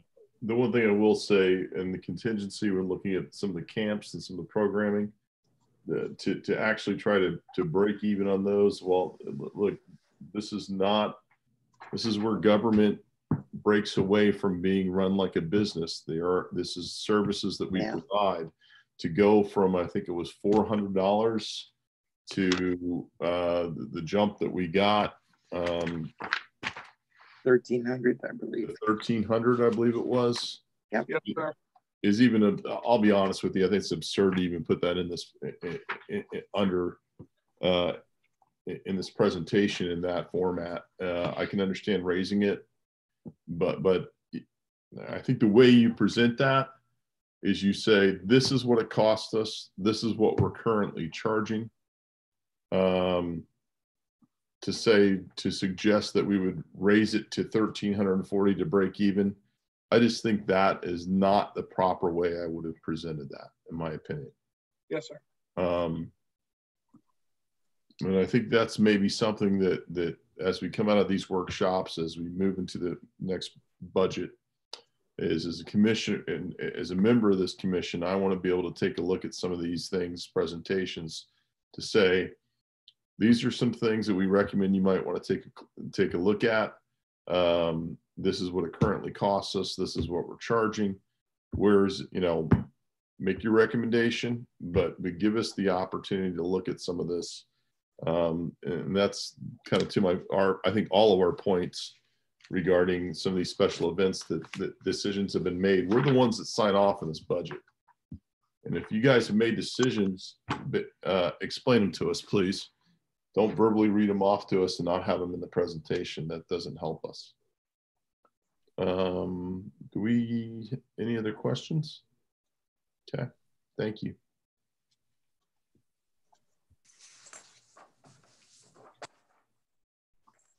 I have to say, it's nice to see everybody's face. It's been a while since we've seen all of you, so it's good to see everyone. Public input. I know that we had Gwen Clark-Reed. I know we'll let you speak first. Is there anyone else from the public that is either written in or has their hand raised to speak? Ms. Clark-Reed, go right ahead. You're still muted. Clerk, if we could. Yes, I'm here. I'm sorry, Mayor. I was just trying to unmute. That's okay. Gwen Clark-Reed, 1430 Southwest 6th Way, Deerfield Beach.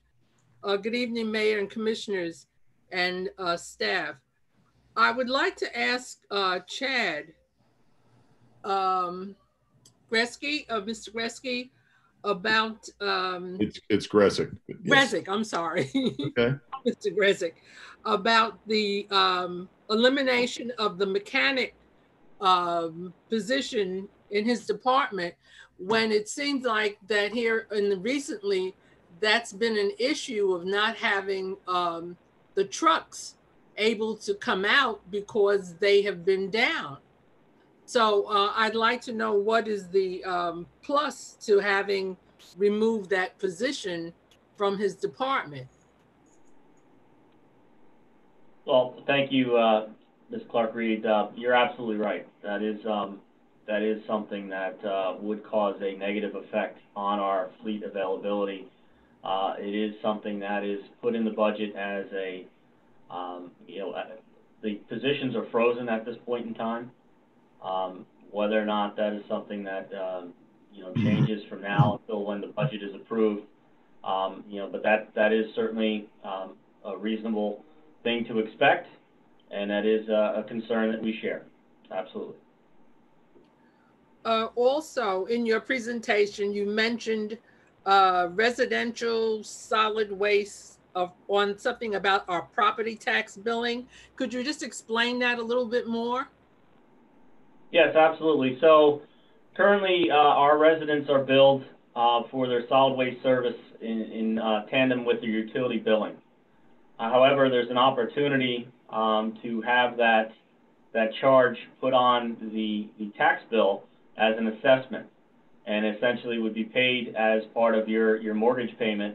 And there's some pros and cons to that. Obviously, one of the pros is that we would get a good deal of money towards the beginning of the fiscal year. The cons, obviously, there's obviously a discount that may be impacted on what is paid. But that is something absolutely we are going to be exploring to determine whether or not that's a viable alternative to the way we're currently billing. Is that something that has to be placed on the ballot? Is that a ballot issue? Would the residents have to vote on that, Mayor?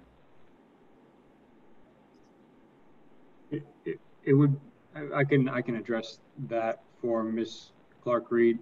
That would not be a ballot initiative. That would be a city commission decision, and then we would just need to work with the property appraiser's office and the taxing office to get that on the tax. Okay, all right. And the elimination of the holiday pickups, would there be elimination for certain holidays, or would this be all holidays? No, so right now we're just suggesting 10 holidays. Yeah, if that is something, and I do believe some of the feedback that we received tonight is that is something that the commission would like to explore further, we can certainly provide a recommendation of the 10 holidays that we're suggesting. Okay, thank you. My next questions are for the community development. In Ms. Picard's presentation, she mentioned the legislative agenda, and I was just wondering on that legislative agenda, is there any possibility for changing or adding the air conditioning repairs or replacements into the CDBG programming? We live in South Florida, and we're air conditioning, at least I can say today at least, imagine a senior without air conditioning, or anyone without having the ability to have proper air conditioning, for health reasons or whatever. Is there some way that you can have the legislative lobbyists look into the CDBG programming when it comes to home repairs? I think I've asked you this before about having air conditioning as one of the items that can be in that $50,000 that's allotted to the residents. Thank you for the question, Ms. Clark-Reed. The addition of AC units is an allowable item under our current program.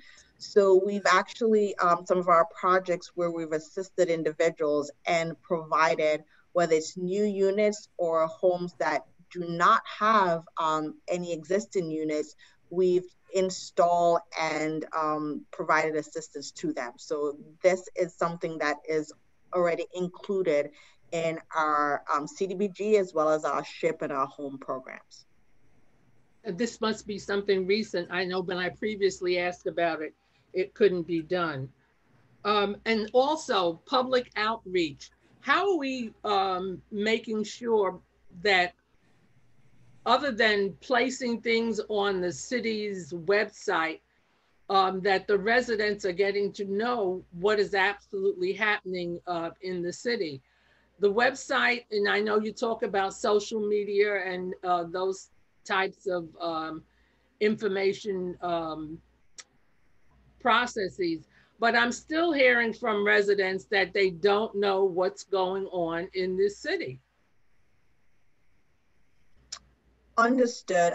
With the current situation with COVID-19, we've been in a unique situation. But prior to that, one of the things that we've done, in addition to social media, we've provided information in all our community centers. We've reached out to our churches and provided them the information to share with their congregations. We are also open to any other additional suggestions that you or the community members may have. In the past, we had the Observer, so that was one of our outlets as well. We don't have the Observer, but we'll work with the Pelican. As I said, due to COVID-19, we weren't able to share and provide the public notices or the information at our community centers or with the churches because they were closed. But we, in the past, pre-COVID, we did use those avenues to get the information out to the community. Okay. Ms. Clark-Reed, do you want another minute? Your time's up. Okay, just one question, Mayor. Just one, yes, please, another minute. I would like to ask Parks and Rec Director, when he talked about changing up programming and various events, I think that we need to really look at that because in certain communities, there are certain activities that we have always looked forward to go into that community for, or to that particular park to be a part of it. And I think we have to think that over a little bit more before we just decide that we're not going to have certain events when we're able to get back to doing that through the after COVID, hopefully. That's it. Thank you, Ms. Clark-Reed. Appreciate it. We have Richard Rosenzweig. I'm on, I think I'm on now, Mayor. Yes, sir. I want to say this is... your name and address for the record, please. I'm sorry, Richard Rosenzweig, 97 Farnham, Deerfield Beach. I'm kind of rusty at this, as you can tell. I just want to say I have attended these functions. The COVID gave me a chance to sit back and attend this. And I'd like to say it's been very enlightening. I kind of miss the programs and things that have gone with the budget. And just want to say thank you to all of you with the participation and drawing up these programs. It gives us input into what's happening in the city and what's coming. Can't wait for the actual budget itself. Just want to say that when it comes to holiday not pickups, just be prepared that the day following is going to be an overload. Be prepared to handle the additional, especially in the Christmas holiday seasons and others where you have a lot of trash and collection.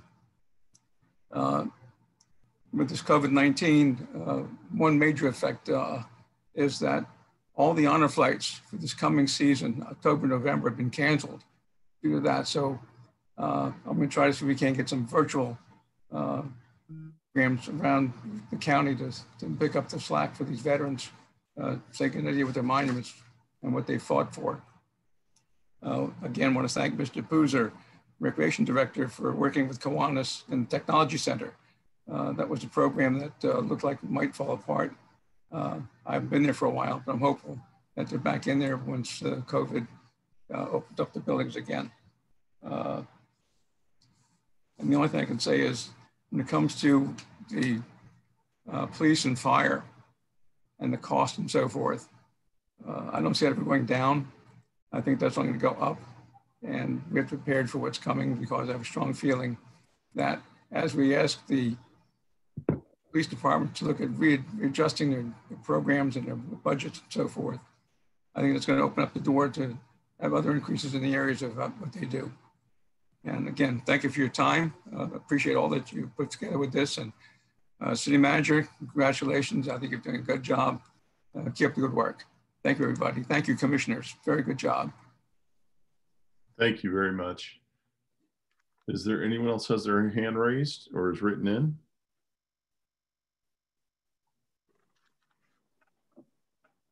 I'm going to close it to the public then. Commission, any further comments before we adjourn? Mr. Santucci, anything you'd like to add?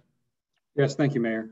I think one of the biggest topics tonight where the City Commission, had concerns was relation to the events. When it comes to the major community-wide events, the idea here is that the only one that we were looking to remove was the Big Buck, because that actually didn't even occur last year, right? The other events in terms of funding was just a reduction in the resources that we put forth those events to in relation to just what we're dealing with. If that's not the direction of the City Commission, we can certainly make adjustments elsewhere. And as it relates to the smaller community events, that proposal was obviously a result of the financial impacts that are occurring, but to look at an approach where we can try to bring, from the staff's perspective, was to try to bring a special event in the community, in a district per holiday, to attract the entire community to that event. That was the goal, not to necessarily take anything away from a particular area, but to embrace the whole community feel of each event. We understand and certainly recognize that the events that have grown have become near and dear to the areas in which they are. And we will provide the numbers and adjust any information that has been requested tonight so that we can get some additional feedback on those. And that is all I have. Thank you. Commissioner Hudak? I think I don't have a challenge with us looking at the events that we put on and making sure they're doing what we expect them to do or what we want them to do, which is, of course, bringing this community together. But I think the presentation is the challenging part. And maybe not for this time, but there should be some kind of a presentation to the commission with regards to the event, the cost, the participation. Do we have a like event in another area? I know that Commissioner Preston and I have talked a lot about bringing this community together, and all of the commissioners have. I don't mean to exclude anybody, but a lot of times these events happen in each district and only individuals from those districts go to that event, whether it's the Easter egg hunt here or the Halloween party there. So yeah, I think there may be some opportunities for some consolidation. So I'm not adverse to looking at that. I just think the way it was presented was kind of caught myself off guard. With, we've already made some decisions about eliminating some events, when I don't think that that should have been presented that way. That's just the point I wanted to bring up. Thank you. Vice Mayor?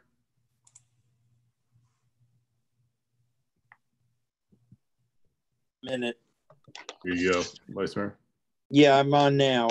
I was muted.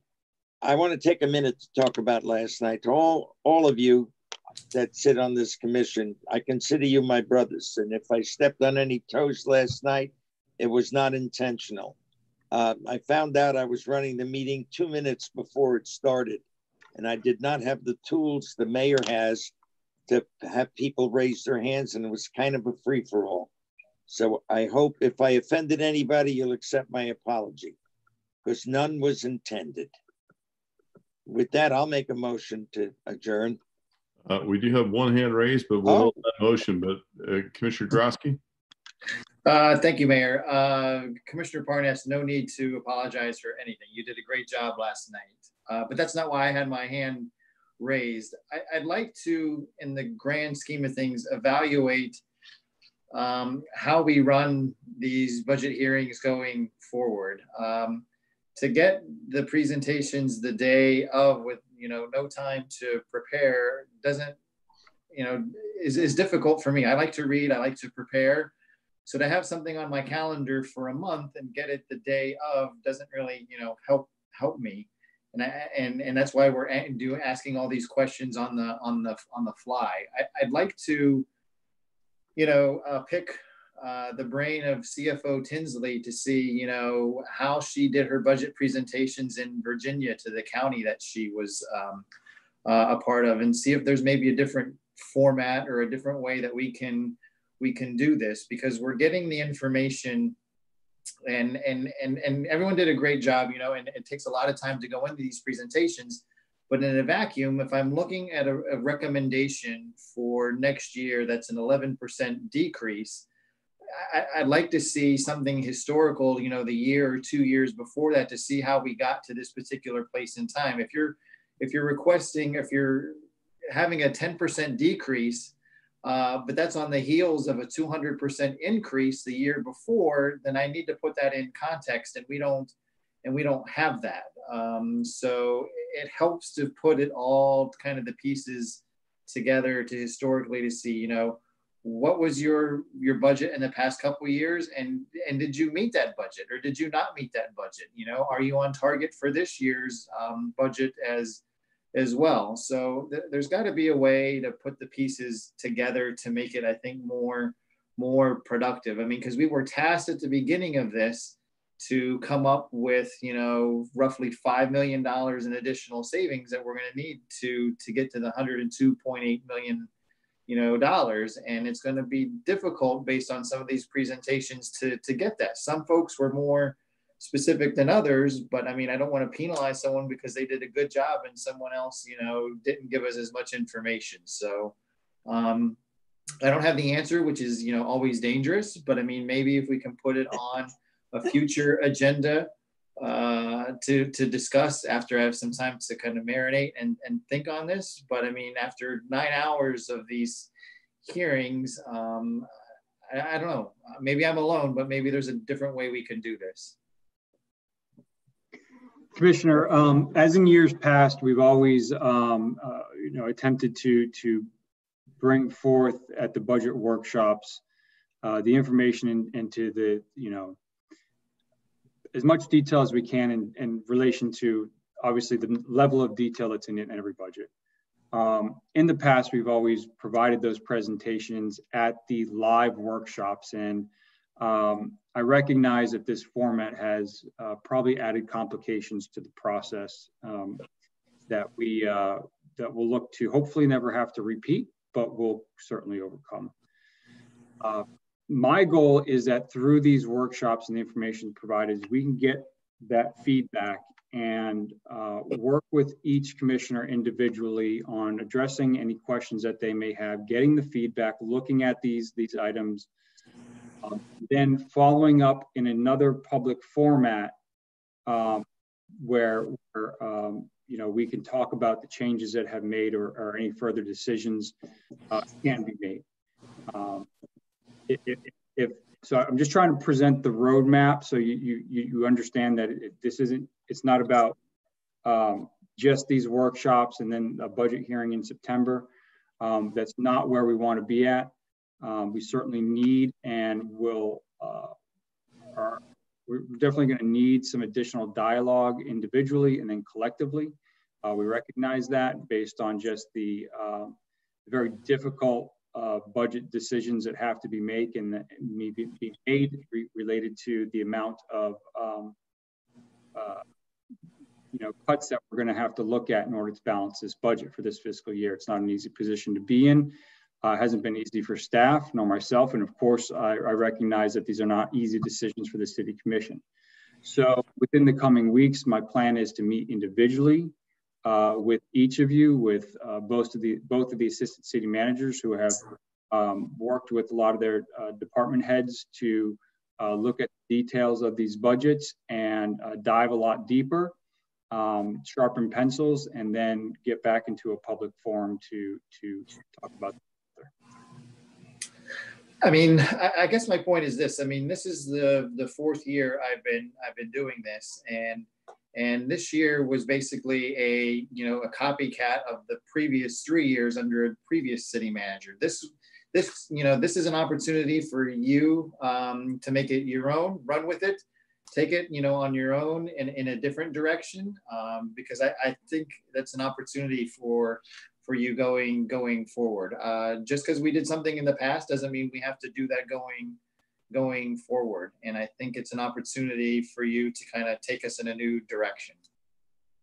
Thank you. Commissioner Hudak. Yeah, I'm going to concur with Commissioner Drosky.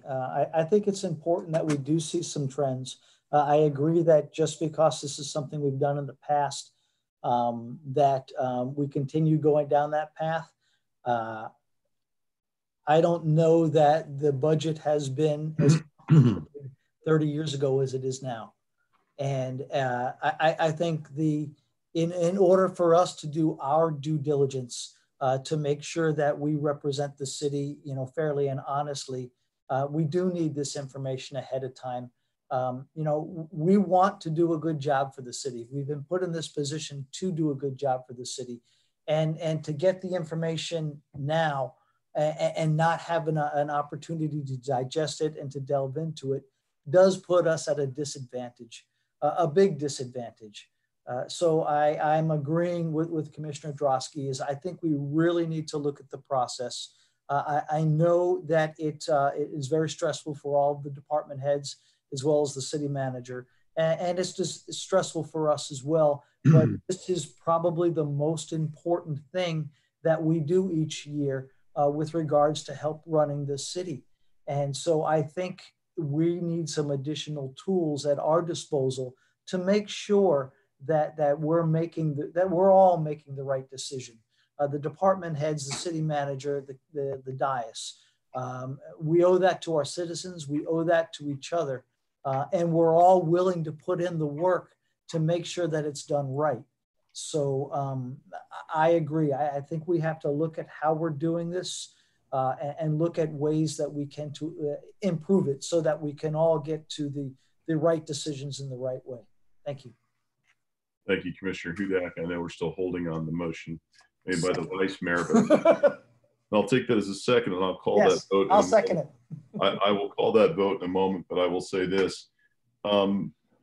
This budget workshop deserved to be looked at differently because while every year we take we get an overall feel for what's to come as a preview for the budget and as we look at considerations, considering the large amount, and a lot of times, while we might have reductions in how we go about providing that and making it cost efficient, and it may be at times eliminating certain areas in the budget as a way to cut costs, which is what we do every year.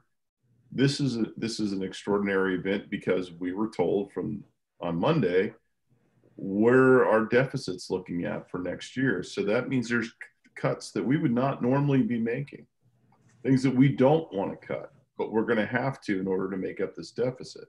Because of that, I think this deserved to be presented in a different way because it is a different circumstance than what we've had. With that in mind, I'm glad that we'll be diving into this and giving it some extra time as opposed, in having the public engagement on this as we start making some of these cuts that we're going to have to make. So I appreciate it. We have a motion and a second to adjourn. All in favor, say aye. Aye. Aye. Opposed? Okay, meeting adjourned. Thank you, everyone. Thank you. Thank you, Mayor. And Vice Mayor, thanks again for filling in for me last night. My pleasure. Don't get sick. I won't.